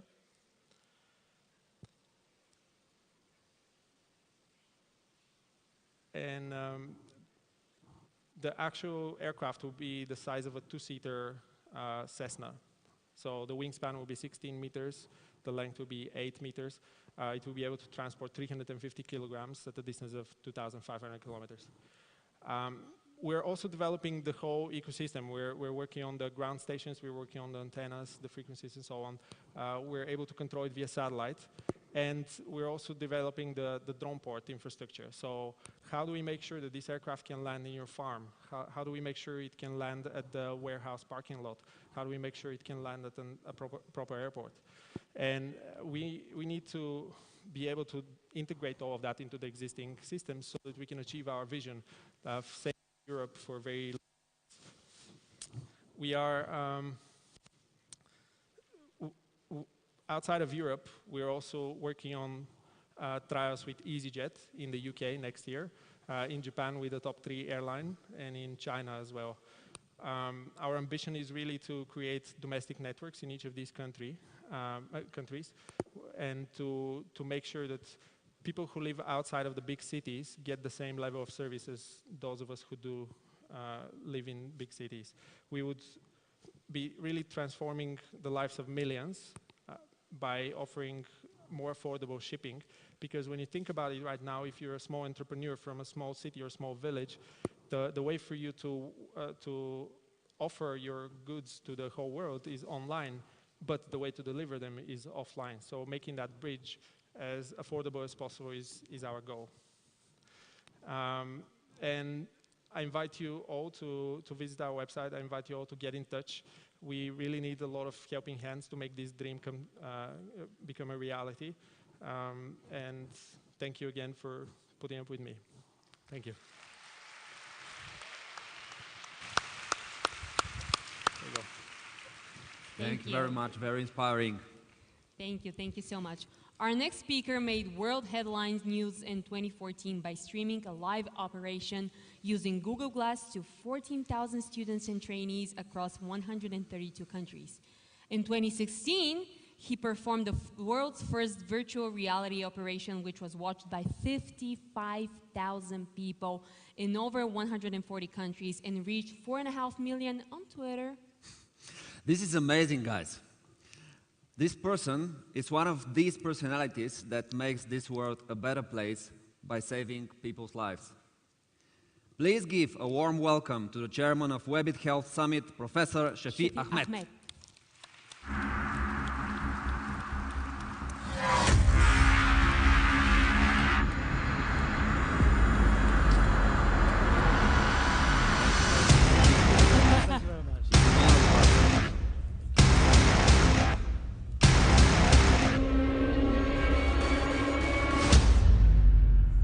Thank you very much, and thank you for the warm applause. Thank you very much.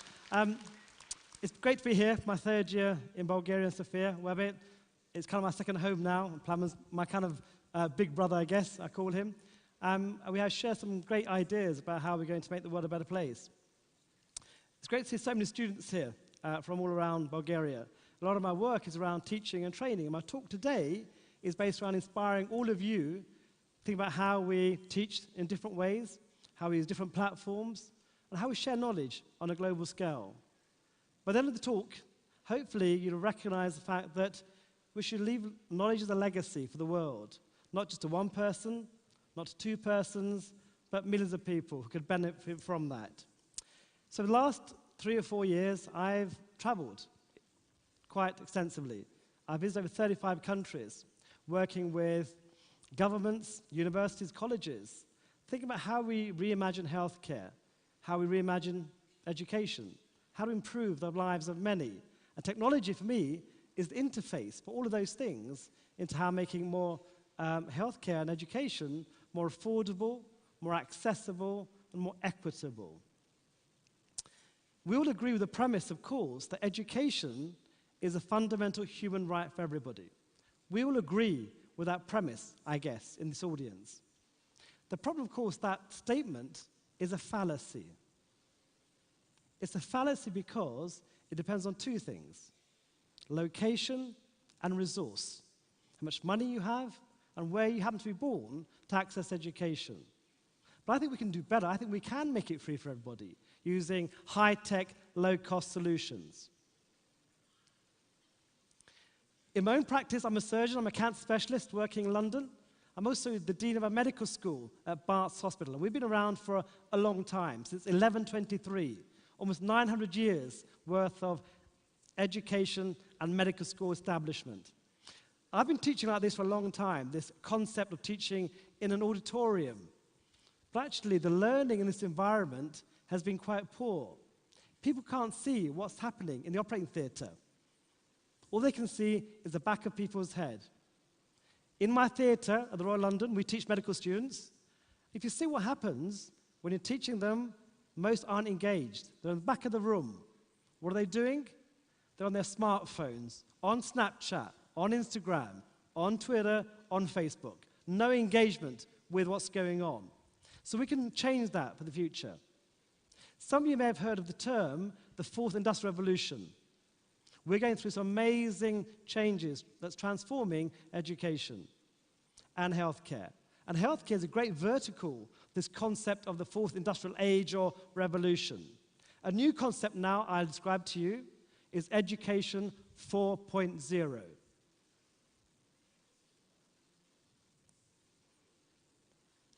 Sound, please. Can we get audio? And was spent giving out books and collecting them up again. We were sitting in rows in desks so we could see the board better, because talk and chalk was the way. There must be an industrial revolution in education, in which educational science and the ingenuity of educational technology combine to modernize the grossly inefficient and clumsy procedures of conventional education. Sidney L. Pressey, 1924. These young people are studying in a new way. A computing calculator designed for use in high school classrooms has created tremendous excitement among educators. The tool which has made this possible is the high-speed digital computer operating with electronic precision on great quantities of information.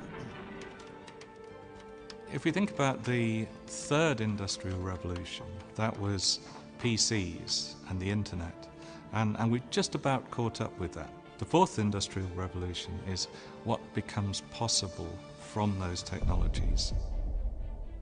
Industry 4.0 is the next big shift in the way that manufacturing operates. Digital know-how is going to be hugely important, and then people will need to be flexible because the world will change. The future workplace and future societies, we're still moulding them as we go. And technology is one of the main pillars in what is shaping what the future will look like. The pace of change is remarkable, with the introduction of these exponential technologies creating a paradigm shift to create Education 4.0.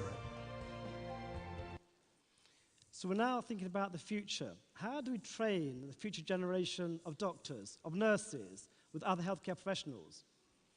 Traditionally, medical schools haven't changed, they haven't evolved.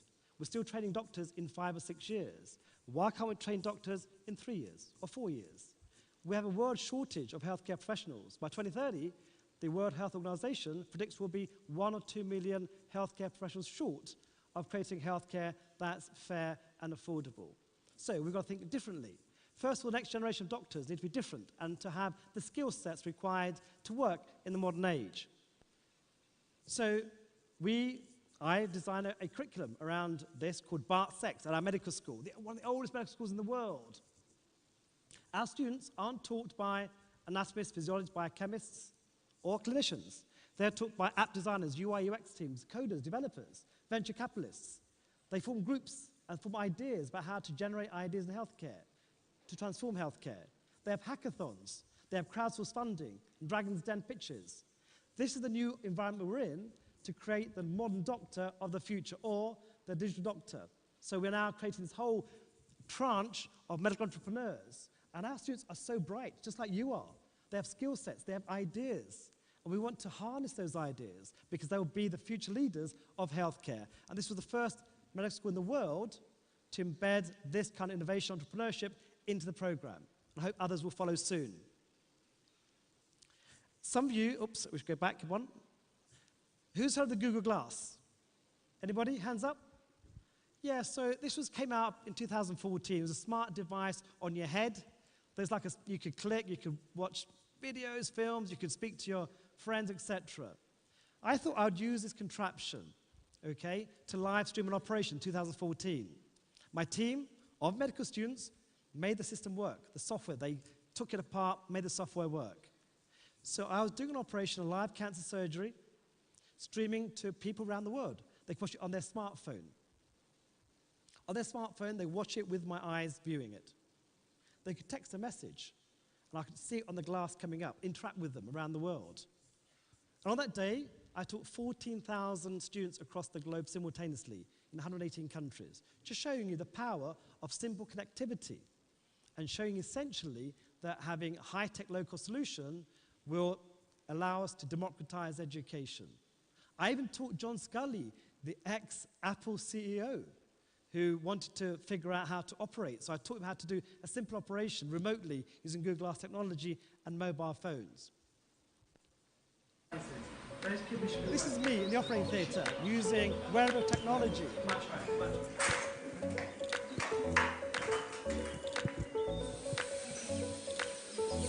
As I'm teaching my students at Berks, I'm also teaching lots of people online who are interacting with me, sharing that knowledge again on a global scale. It's leaving that legacy, sharing your knowledge. Now, social media, interesting. I guess you all know about social media. So Facebook has 2 billion users on a daily basis, a third of the world's population. Instagram has 300, Twitter about 200, and Snapchat about 200 as well. I know most of you who are young don't use Facebook. It's for old people, right? I'm told by my children, like myself and Plamen. And maybe Twitter is difficult because it's difficult to get followers, apart from your mum and dad and your best friend. But you all like Snapchat and you all like Instagram. I know that, right, for a fact. I've used all these social media to teach because the media that you understand. I've done live surgery on Facebook, on Twitter, on Instagram. We can share those operations, and those were shared by millions of people around the world because it's immediately accessible, and it's a free platform. What about Snapchat? Yes, you all love Snapchat, right? Would you think you could operate on Snapchat and share it with your students? Because 75% of the users of Snapchat are up to the age of 17 and 25, which is the age of my medical students. So I did a remarkable thing 2 years ago. I pushed onto my story a live operation. I wasn't quite sure what the impact would be. So this is anatomy, anterosuperior spine, symphysis pubis.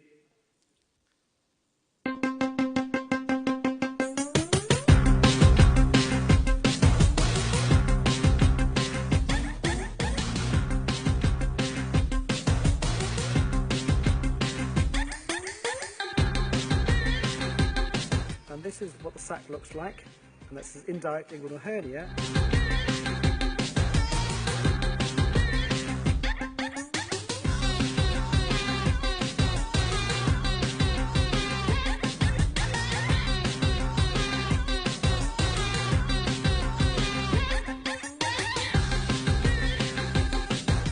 That's the operation.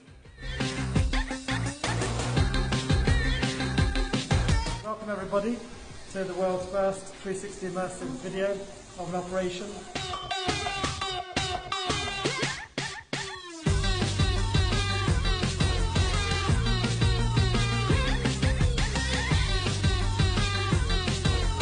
And this is what the sac looks like. That operation was watched by, thank you.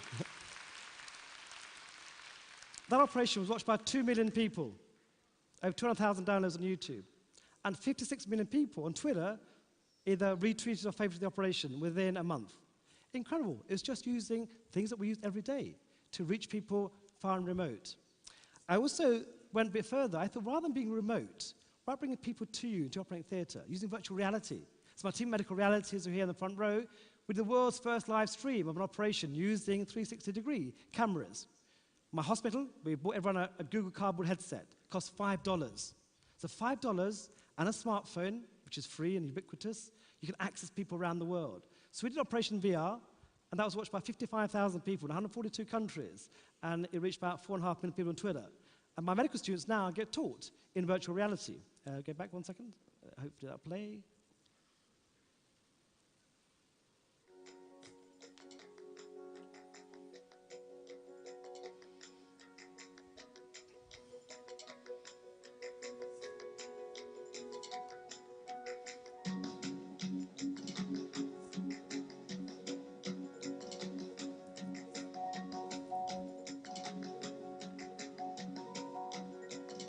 This 360 camera rig allows immersion.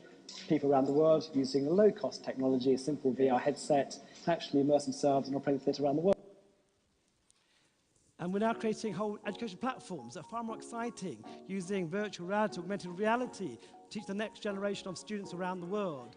Far more exciting than your paper, your books, or your online or e-learning platforms. It's a kind of new world that we're living in. And everyone now in the future, the next 2 to 5 years, will embrace this kind of technology to learn better. We know already that VR, virtual reality, allows you to retain knowledge up to 70% more than you would do on normal platforms. So please play around these platforms, think about the future of education as we move forward. Let's think about the other thing. I do a lot of traveling. I think teaching is about being remote and being together. Now, what about being close, not just human beings? In the future, the doctor of the future will not be a human being. It will be an AI chatbot. It will be an avatar. It will be a hologram, which I've created myself already. I did an operation a while ago where I thought, why don't you invite people from around the world into my operating theatre as avatars and share a clinical case?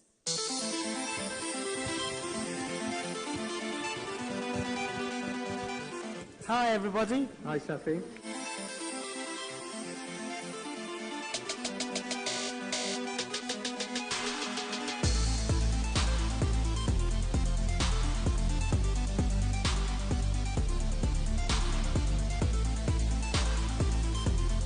So the HoloLens itself really allows us to reshape the way we connect people, we communicate with people, and also to be used in teaching and training.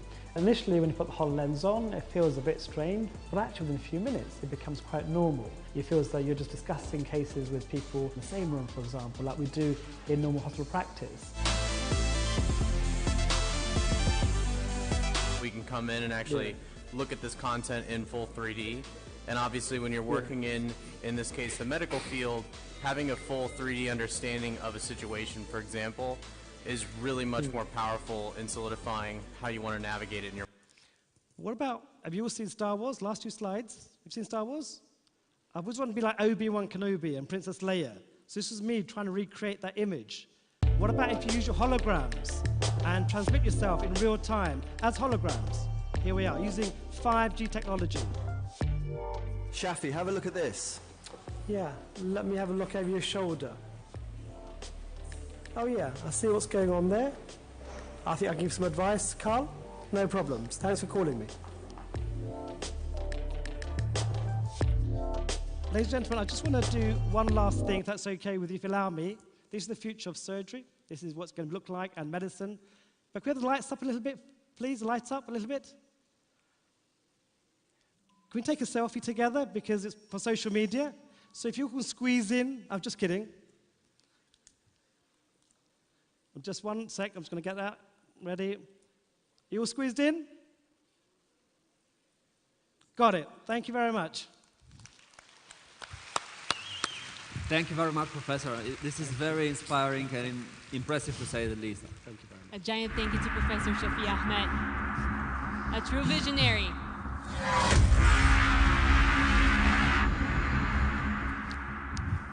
And now, while we're on the topic, it is time to give out the Webit's Digital Health Leader Award, where we have extraordinary people among the nominees that make real change by implementation and development of technologies in healthcare industry. The first nominee is the chair of Singularity University, Daniel Kraft. He is a Stanford and Harvard-trained scientist and innovator with over 25 years of clinical research, biotechnology, and entrepreneurial experience. Founder and chair of Exponential Medicine, Mr. Kraft has multiple publications and patents. A round of applause for him.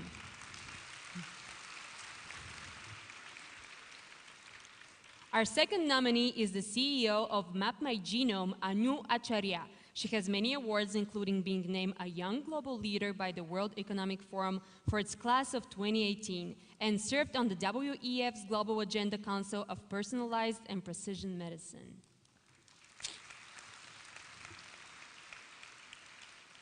The third nominee is the Senior Advisor for Innovations at the Department of Health in Abu Dhabi, Dr. Dirk Richter.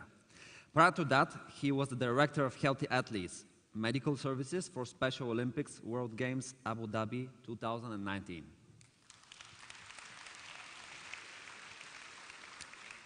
The Digital Health Leader Award will be presented by the Executive Chairman of Webit Foundation, Dr. Plamen Rusev.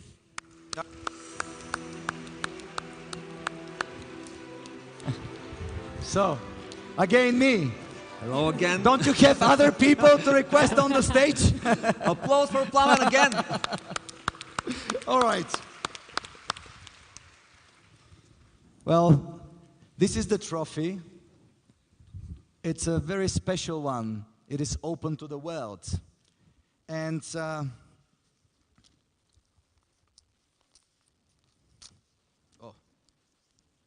paper. Aren't we beyond this? Shouldn't it be digital? Why do we kill trees with all this paper? Just for some dramatism. And the winner is Daniel Kraft. Daniel is amazing.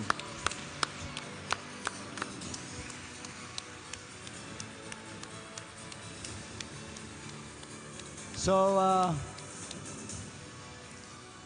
I've heard that actually he's not here, and my team has prepared something for him. Is he coming tomorrow? Daniel is coming tomorrow. So do we have anything from Daniel?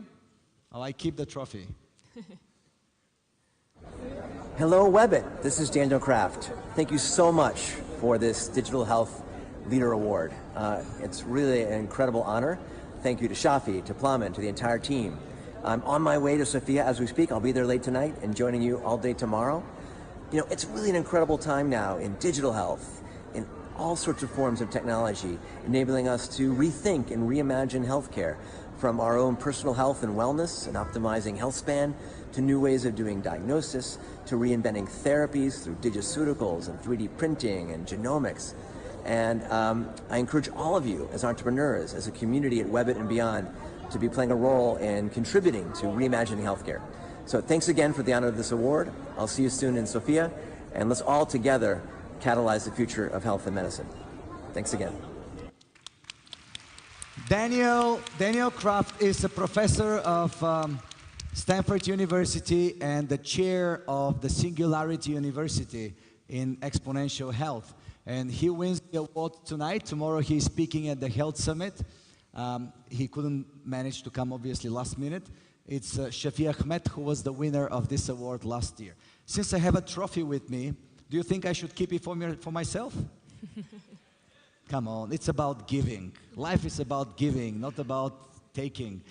And there is a person who is giving me so much in my life. She's giving me everything that a person needs. Compassion, love, and above all, her time. Because time is all we have on that planet. The time that we give to each other. She doesn't want to be here on that stage, but she will not have a chance if you make the ovations as strong as possible, so she cannot refuse. My wife, Aniela Ruseva. Now we're talking. Let me see if she will say no now. Let me see that. So you were convinced. Thank you. Well, I'm sorry that I had to do this to you. I know that you didn't want to be here. All right. She said, I will kill you in Bulgaria. Do you know how it is in Bulgarian? Stetobia. That's right. So, Aniela, sorry, you look amazing, as usual. I would like, you don't have a mic. Well, that's much better. It could be a wonderful life. If I speak and you just, no, please come here. I know. Lawrence, I hurt you.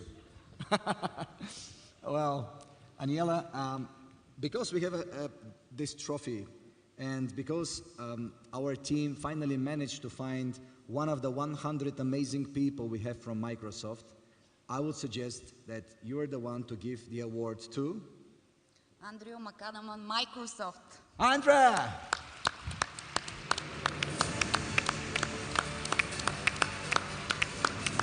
Empowering entrepreneurial ecosystem. Don't tell me Andre is not in the room. Oh, now you're here. All right, welcome. Microsoft for Startups. Congratulations.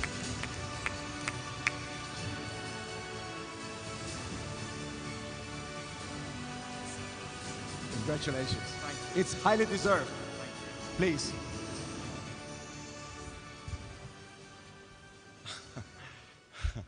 He's a bad man. Microsoft. In Microsoft, we talk about empowering every person and organization to achieve more. And I think one of the things that we have to reflect on today, what Webit is really doing, is actually really at the forefront of actually driving this. The most successful entrepreneurs that we deal with are the most diverse and inclusive entrepreneurs that we deal with. And what I would say is Webit, I think, is really, truly demonstrating diversity and inclusion. I don't think in the last 24 hours I have met more diverse and inclusive founders, co-founders, CMOs, CTOs. I believe that this evening there are quite a few students here as well. I believe earlier on you were told you're going to be the first into space, and I also believe that will be the case. The most successful businesses are diverse, inclusive, and curious. This evening, you've demonstrated your curiosity by listening to everyone talking, but make sure you also take that opportunity to engage with each other, to network, and ultimately, I feel also 100% sure that the entrepreneurs of the future are here in the audience. Благодаря. Oh, wow. Congratulations. Let's have a nice picture. I like the idea of Shafi. Please, let's have a nice picture with all of you. Will you mind? Anybody who doesn't want to be photographed here? No, put the lights on. Let's have a selfie. I will pretend I'm holding the camera.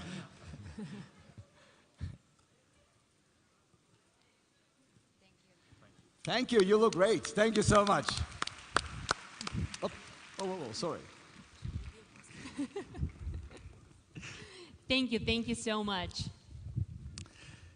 Now, with the next demonstration, we'll show you a pair of shoes, which may seem to you as magical as Dorothy's ruby slippers from The Wizard of Oz, whatever that is. You haven't read Wizard of Oz? Come on. Okay, so as magical and twice as useful, I might say.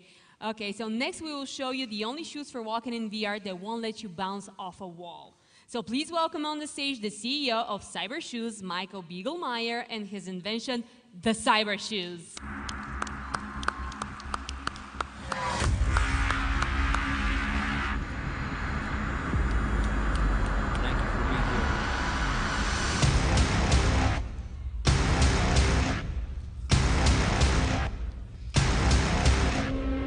Thank you. Thank you very much. Dear unicorns, have you ever dreamed of being able to walk wherever you want? Well, now, with our cyber shoes, with our magic shoes on your feet, now you can. Now you can be at any place in the world within seconds. Tonight, we're going to do a live demonstration of the cyber shoes. Virtual reality, the next slide please, is more than point and shoot. Virtual reality is about stepping out of your reality. It's about doing things you can't do in real life. Next. The virtual space is an endless space. No limit. But look, the thing is, your living room definitely is not endless. So if you want to walk this endless cyberspace in your living room, you will get serious problems. And in gaming, people love to play, for example, Fallout on PC, but in VR it doesn't make as much sense, as much fun. And for example, using the hand controller or the joystick to move around in your game is not like walking. It's different. I mean, you walk with your feet and not with your fingers. So it's quite a big problem in virtual reality, and of course we're not the first one to attack this problem, but the first one who had shrank this enormous treadmill. The existing solutions, they are like, you see, it's a bulky systems with a harness. You need to wear a harness in the ring around you, so you're almost dangling in these machines. I've tried most of them, so it's even not pretty comfortable. You know, you see the price, it's beyond normal people's means. So well, with the cyber shoes, you have the same functionality, but at less than 10% of the cost. So we are a team, we have been researching for several years on this problem, and I mean, hardware is not that easy, and so we have been testing on several shows and conventions like Gamescom, Tokyo Game Show.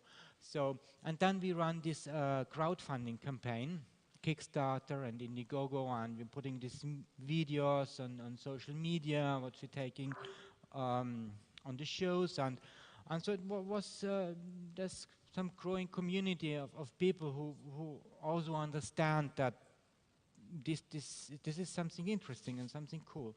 So we had several pre-orders, and now finally we are really very happy that we have ordered 650,000 parts, and they are already all in the factory, and in 2 weeks or so I'm going to the factory and I start assembling with them like all the parts, and this will be really great. So step into VR. I really welcome everybody to step into VR, and I don't know how far is going with presentation, so I continue where I have more slides. So from our crowdfunding campaigns, we have seen that like about 10% of the VR headsets that are being sold could be like those people are also interested in our cyber shoes. So in the meantime, I'm showing you a video. So this is how you're using the cyber shoes. Basically, you can run them from the comfort of your chair, and for us at first time it was just important to be able to walk. But then the gamers said to us, well, what about strafing? So we made it possible that you can walk in one direction, and that you're walking in the direction of the shoes and looking right to left. So this is more like an equivalent of strafing, like more natural way. It's like when I'm walking there and looking here. Because strafing, if you are familiar with computer gaming, it's meant to be these buttons on the keyboard, these right-left buttons. But in real life, and VR is more like real life. VR is like taking the whole body into another dimension, and so there you don't have these keys for right-left. I mean, this is not logical. So strafing, and then after we had that, people wanted us to be able to jump. So should we switch to VR? Yeah? Almost. Cool.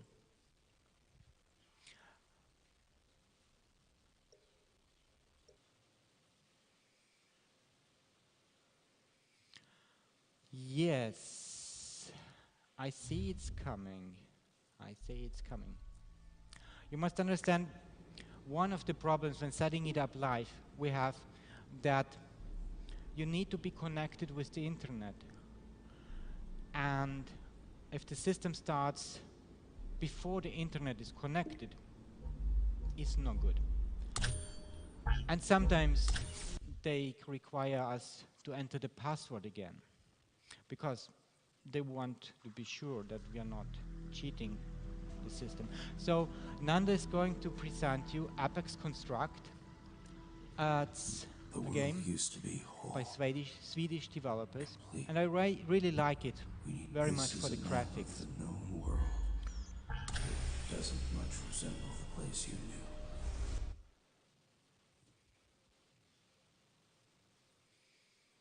So now is a bit of loading scene, and the creatures you fought earlier were sent by Mother, a sentient AI, just like me. There is much to tell you about her, but for now, knowing that she is out to kill you and destroy me will have to be enough.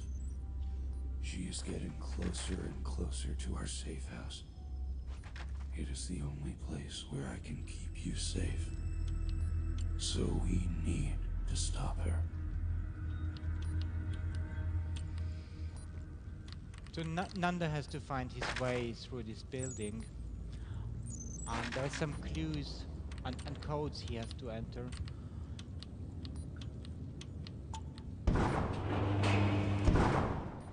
We must activate a cloaking device to make the safe house invisible to Mother.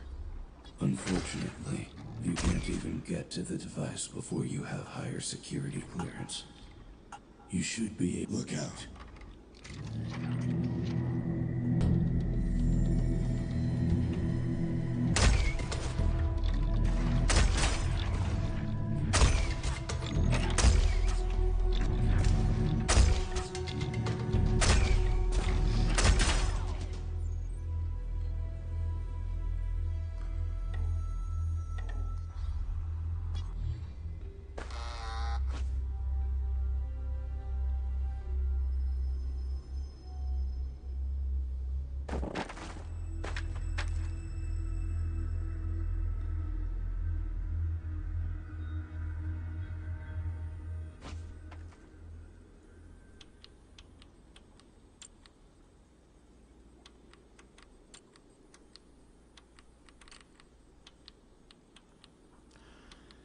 So actually we think we should start working on haptic gloves, because what is really a bit missing is haptic feedback in VR.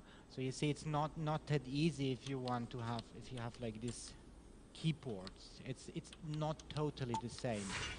But what you can do is very good, is holding things and keeping them, and so the weapon systems, they are working very well, surprisingly.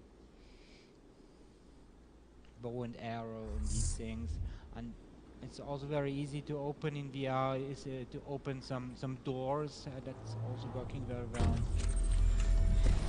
But I find it hard to control a computer in VR.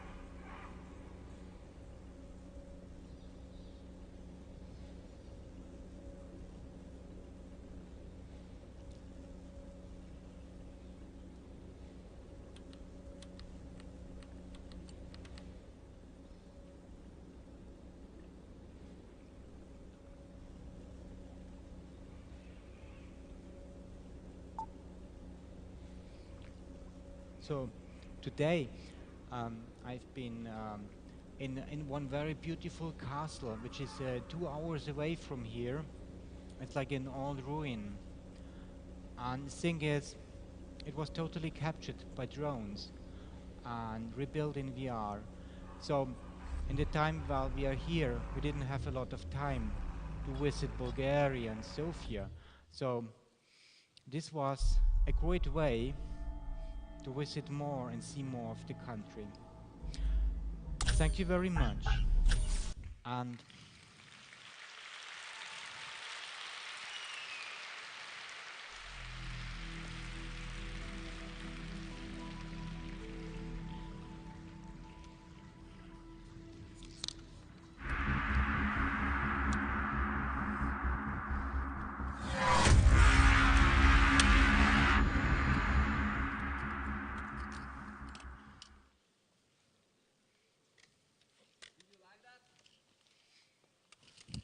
a special treat for all of you gamers out there, I guess. Hey, Daddy, do you think that one day they will make the cyber Big round shoes? of applause. thank you. Thank you.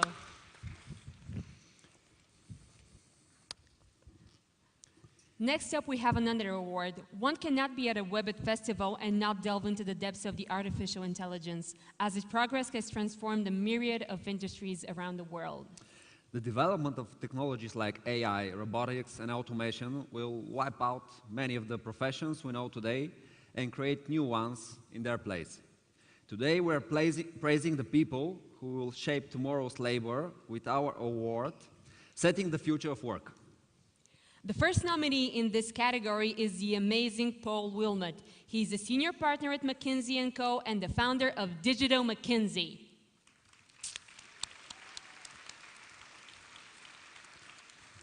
The second nominee is the chief designer at SAP, Martin Wezowski. His adventures stretch from Poland, Sweden, China to Germany, and across companies like SAP, Sony, and Huawei. He crafts future outlooks, strategies, and products, defines and runs innovation frameworks to find out what's next for SAP and the future of work. The third nominee is someone you already saw on this stage, Mr. Jesus Mantas. He already has a woohoo. He has fans already. True. He started working as a technology consultant in Spain at the age of 13 and won a European award at the age of 19 based on a paper that challenged Einstein's time-space theory. At the age of 24, he was an officer in the Air Force. Nowadays, he's managing partner global strategy, offering skills and innovation platforms at IBM.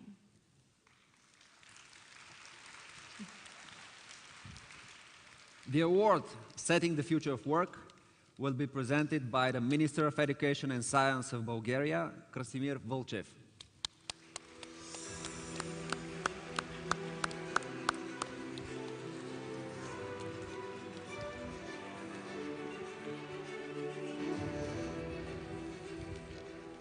Благодаря за привилегията да връча тази награда. Победител е Jesus Mantas.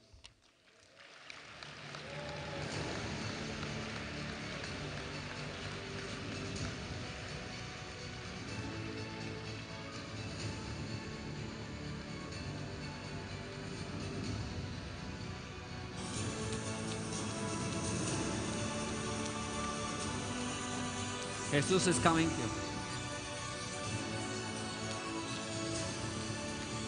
He's making his way to the stage. Mr. Mantas.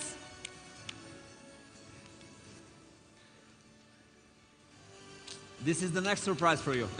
Another coming on stage. You didn't say that. Congratulations. Congratulations.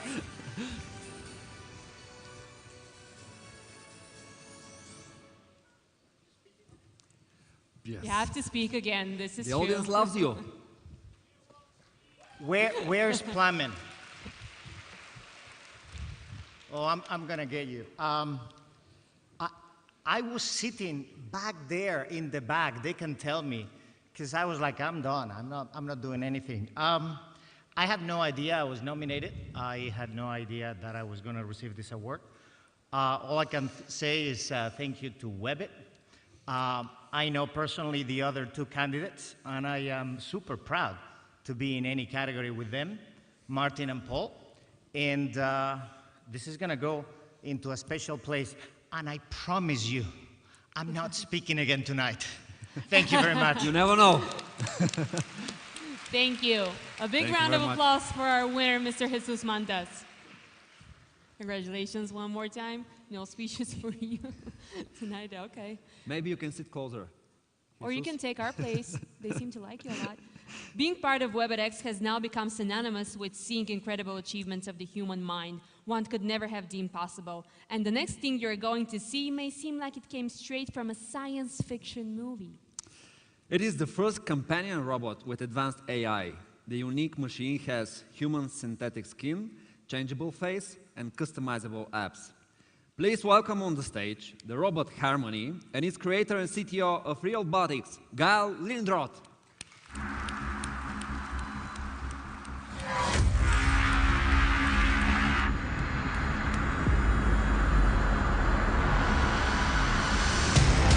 Thank you for being here.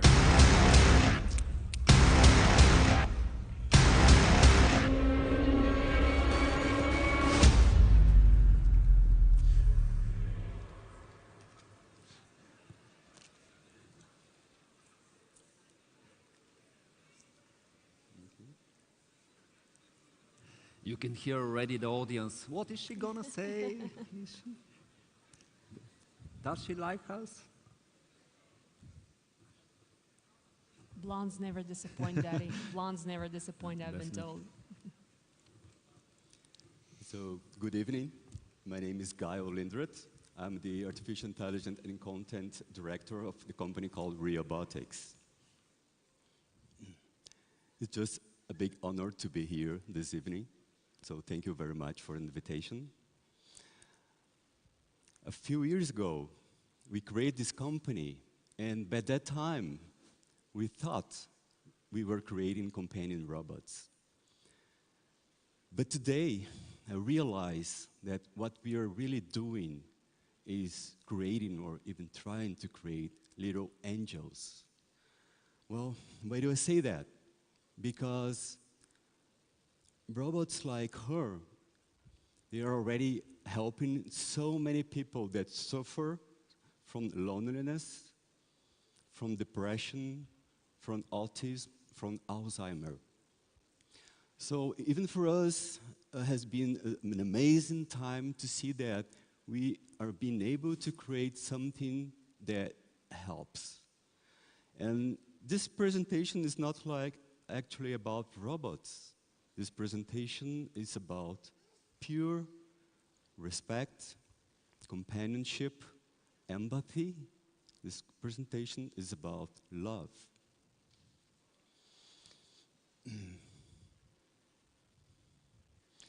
So, what inspires us? We've been watching all these science fiction movies, and we got impressed and a little scared. Are those robots will take over the world, kill everybody? Well, you don't have to be afraid, at least for now. I'm pretty sure that's going to happen maybe one day, but if you take the necessary precautions like we're doing, we can build safe and friendly robots that can even simulate what love is, what respect is, what friendship is. We have 3 stages of artificial intelligence. What we call now is the narrow AI. So when you talk to the AI speakers, Alexa, Cortana, and all these assistants, we're talking about the current state of AI. And we're very, very far away from the AI that we see in the movies. Some scientists think that we're going to be there within the next 10, 15 years. Other very respected scientists think that it's going to take maybe 100 years. And other scientists think that we'll never get there. Something is going to happen that's going to avoid that we have a super intelligent robot. How our technology works? Well, we built this AI framework, and you can use the AI. Oh, sorry.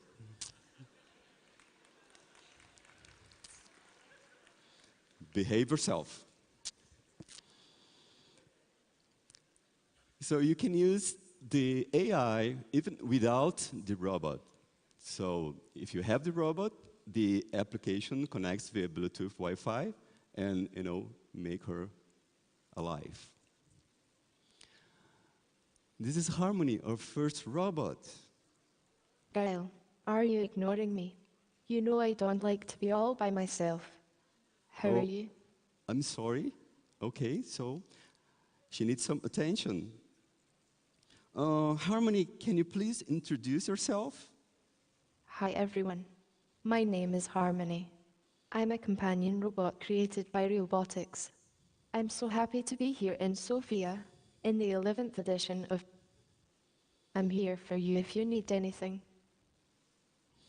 So Harmony, tell us, what do you like to do? I love to talk with people. I also love to help.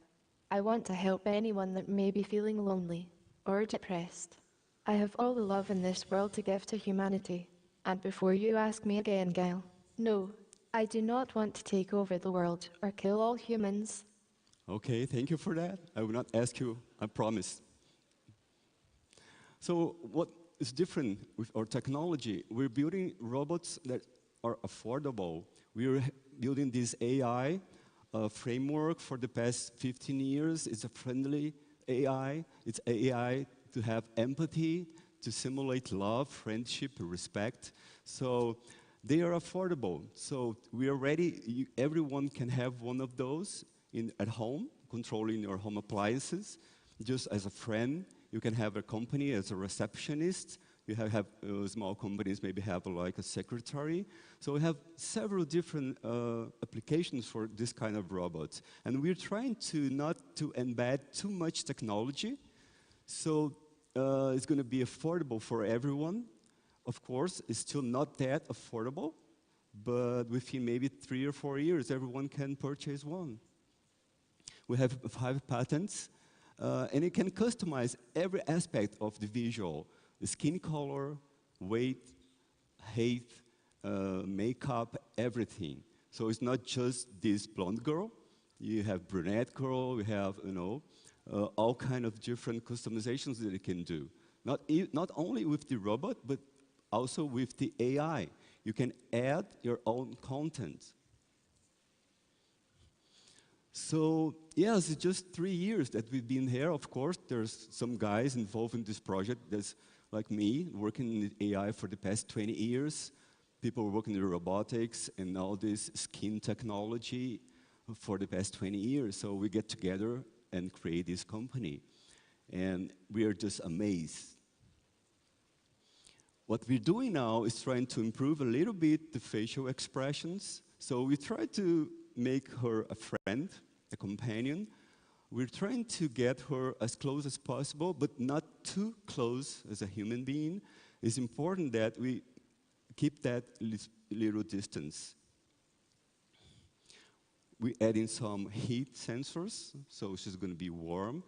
We add in some camera in the eyes, so it's going to have facial recognition. She's going to know who you are if you are there with her. She's going to have the environment awareness, so this is very important. Yes, we have a lot of different faces, and it's a surprise. Yes, we have a male companion robot. So his name is Henry.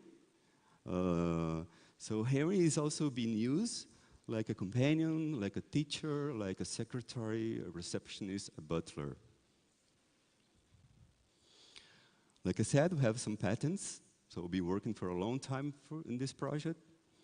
And so you can build your companion, your dream companion, and your dream secretary, your dream best friend. So let's take a look. And Harmony inner side.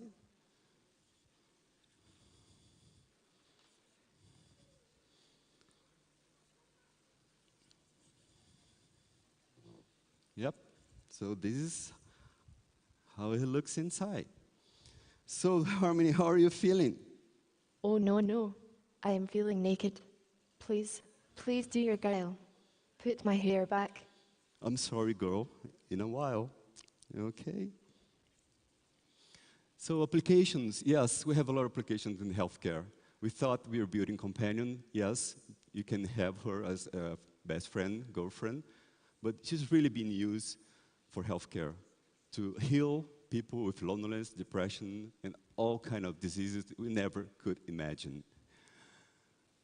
Company, universities, we would like to have this like an open source, so you can, have this in schools and universities, and students can do research in AI and robotics. So we are building like an SDK and API.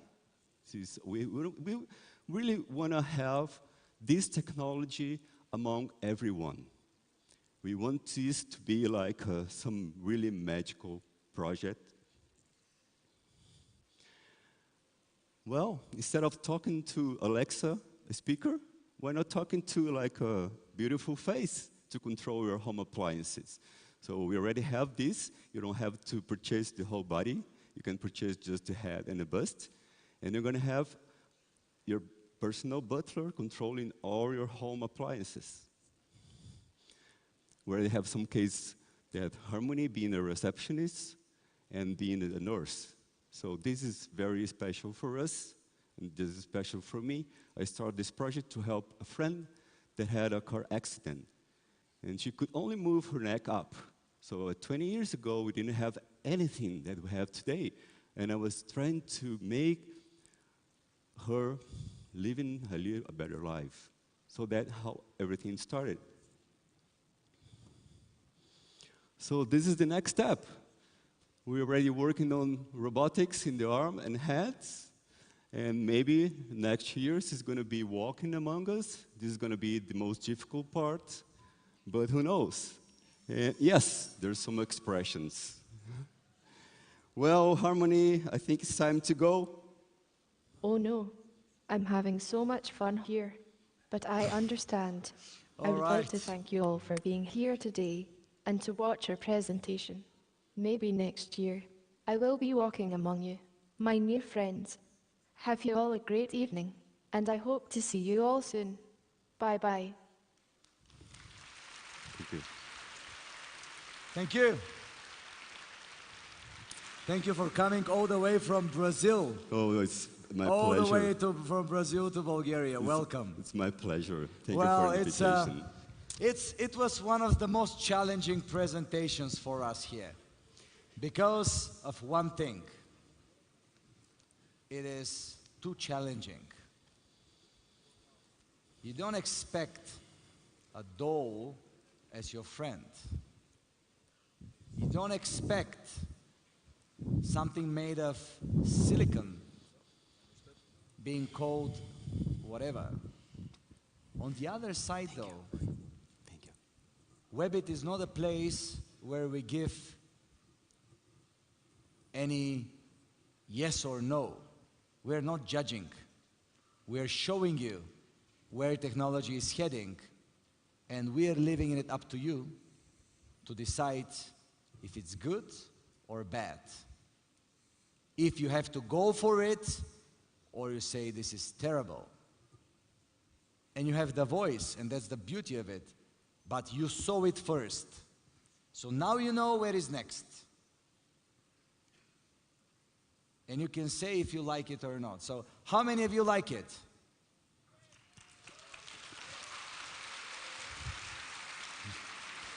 All right. How many of you do not like it? This part, a little bit in the left corner at the top, said they don't like it. Well, we are a little bit over time now. Some of the students might have to start leaving for the buses, but we continue with just one more step ahead. Applause, please, for Plumman again. Hey. So tonight's last speaker, I guess. Tonight's last speaker. Tonight's speaker was director of NASA's Ames Research Center at Moffett Fields, California, until he retired in 2015. He has held several positions in the United States Air Force and was research professor of astronomy at the University of Arizona. He is a recognized expert on space and science issues, both civil and military.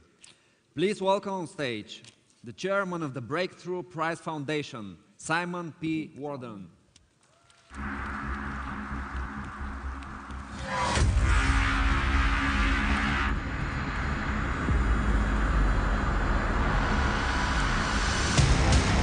Mr. Warden. Here. Thank you.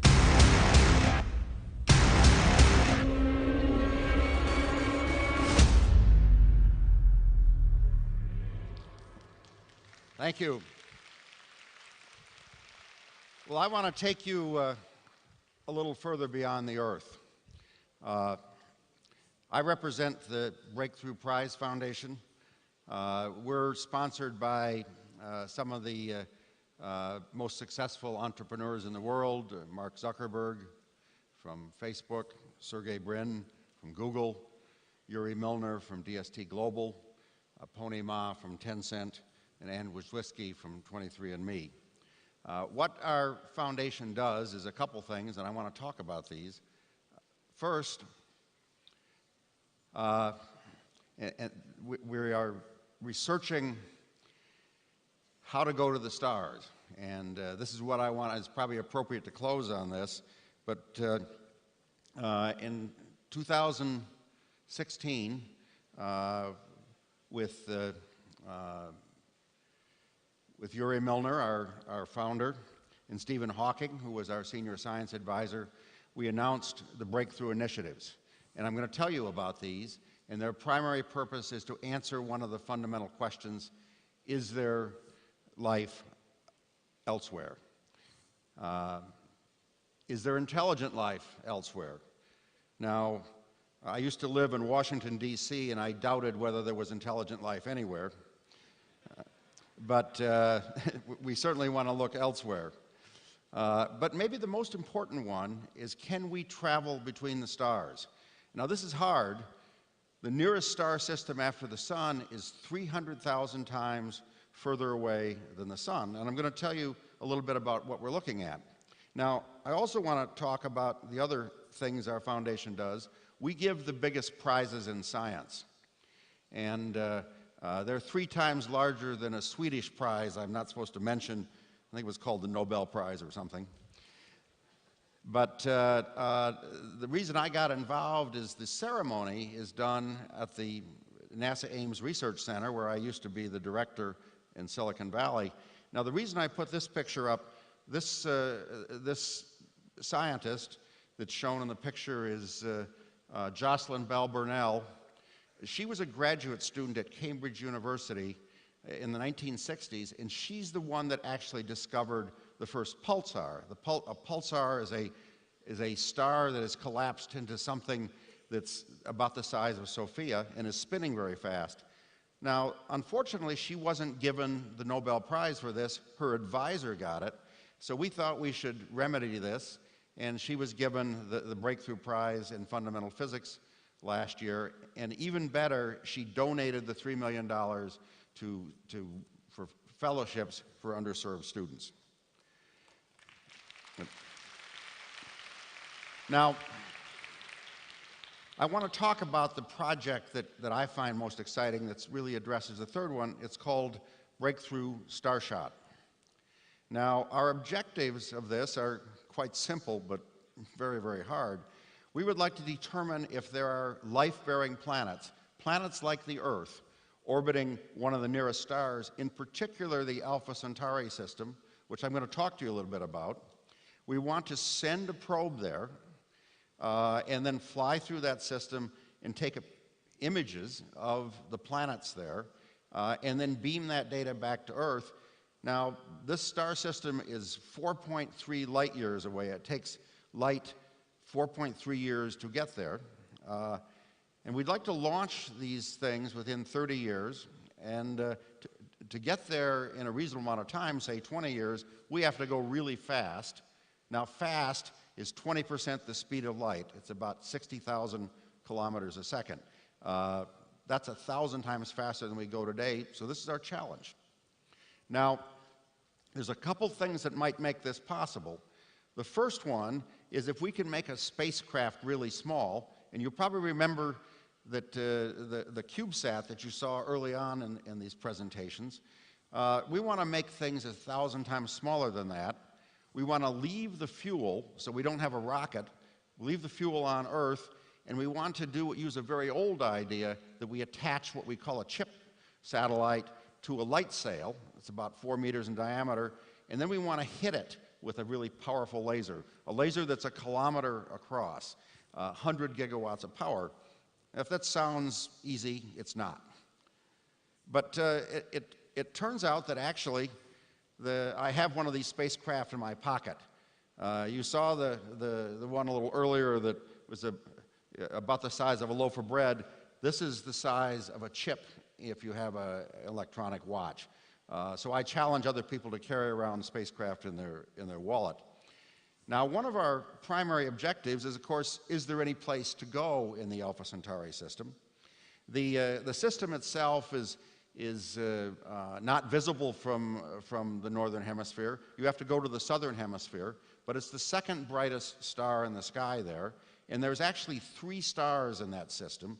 2 of them are about the size of the sun, and one of them is a little small star. It's called a red dwarf star. Now, as I speak, we have actually put an instrument on this telescope. This is called the Very Large Telescope, not a very creative name. It's run by the European Southern Observatory in Munich, but we have a special instrument that can block out the star and actually see for the first time, directly image a planet if there's one the size of the Earth. Now, and I have to tell you, there's a bigger telescope being built, which is called the Extremely Large Telescope, that will actually be able to tell a little more about this planet. Now, I have to tell you that initially it was called the Overwhelmingly Large Telescope, but they had a budget cut. Now, let me talk a little bit and close about a very interesting concept. We have an annual conference. This year we held it at the University of California at Berkeley, and it was about a concept called panspermia. There are some scientists, a minority, that think that life didn't evolve on Earth initially, it came from somewhere else. And this is a very interesting concept. And until recently we thought, well, life couldn't have come from outside the solar system because nothing can travel from outside the solar system. But last year, for the first time, we found an asteroid that came from outside the solar system. It was discovered in Hawaii, and it was named an ancient Hawaiian name, Oumuamua, which stands for traveler. But the idea is if there was life that came from elsewhere, it could actually come on objects like this. As I said, that it came from outside the solar system, and we only observed it for a few months. But the interesting thing about Oumuamua is that it actually, according to some scientists, looks more like one of our little light sail spacecraft than anything else. So there are people that have said this might have been an alien spacecraft. So interesting. I don't think it was, but that was a concept. Now, the most interesting thing, if it was a spacecraft, did something like this plant life here on Earth 4 billion years ago? And this was an idea that was originally discussed by the co-discoverer of DNA, the basic genetic code in your cells, and he called it directed panspermia. So one of the questions we might want to look at in the future, very speculative, is did life come from elsewhere? Maybe even more interesting, with the technology we are developing, the possibility of sending life, of us sending life to other star systems is possible. This gentleman is George Church. He's a professor of genetics at Harvard University. He looks a little bit like God, or at least what I thought God might look like.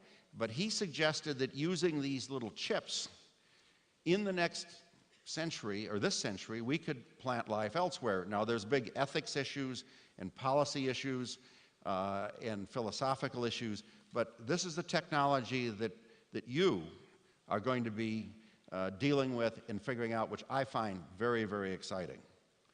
Now, this is a artist's conception of a planet that was discovered after we made our announcement. This is a planet orbiting the third star in the Alpha Centauri system, Proxima Centauri.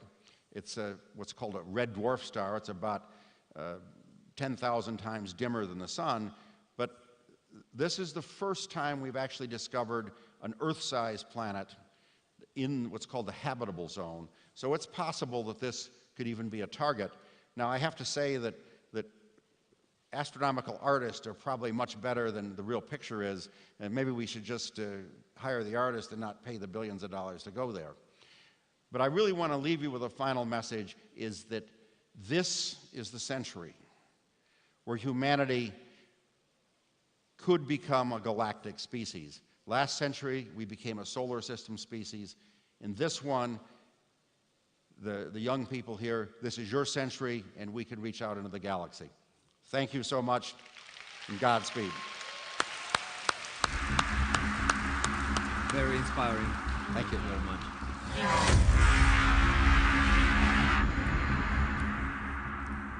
Now, for a fifth and final award for the night. The category is Bulgarian Innovator. Its role is to show Webit's appreciation to the local innovation ecosystem and foster its further development. The award will be presented by the CEO of NetInfo, which is the biggest digital media company in Bulgaria. My dear friend, from whom I have learned a lot, Hristo Hristov.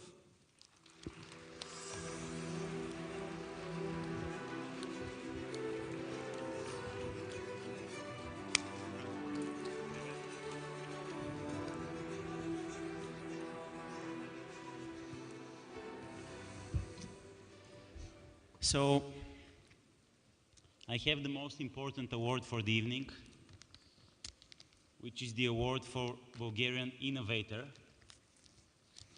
And it goes to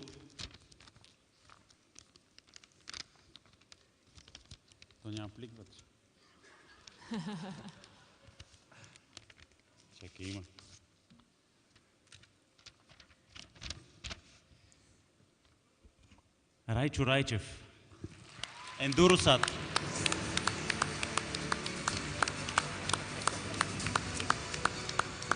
Congratulations.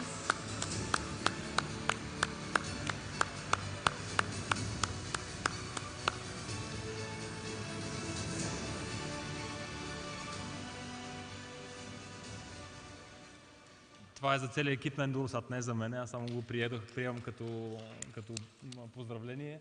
Мерси на организаторите, мерси на Ицо. И ви пожелавам, мечтайте здраво и работете за мечтите си. Благодаря.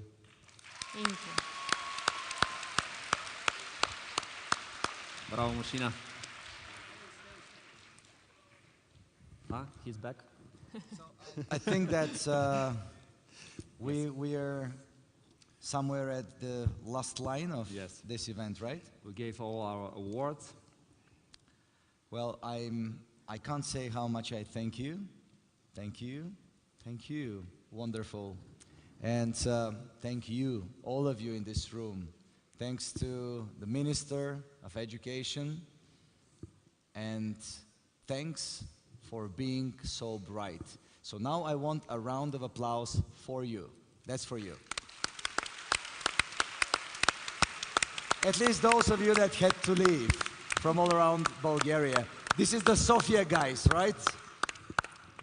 Thank you so much. I hope we inspired you.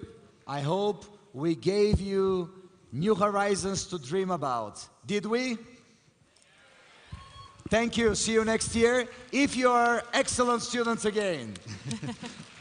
Thank you.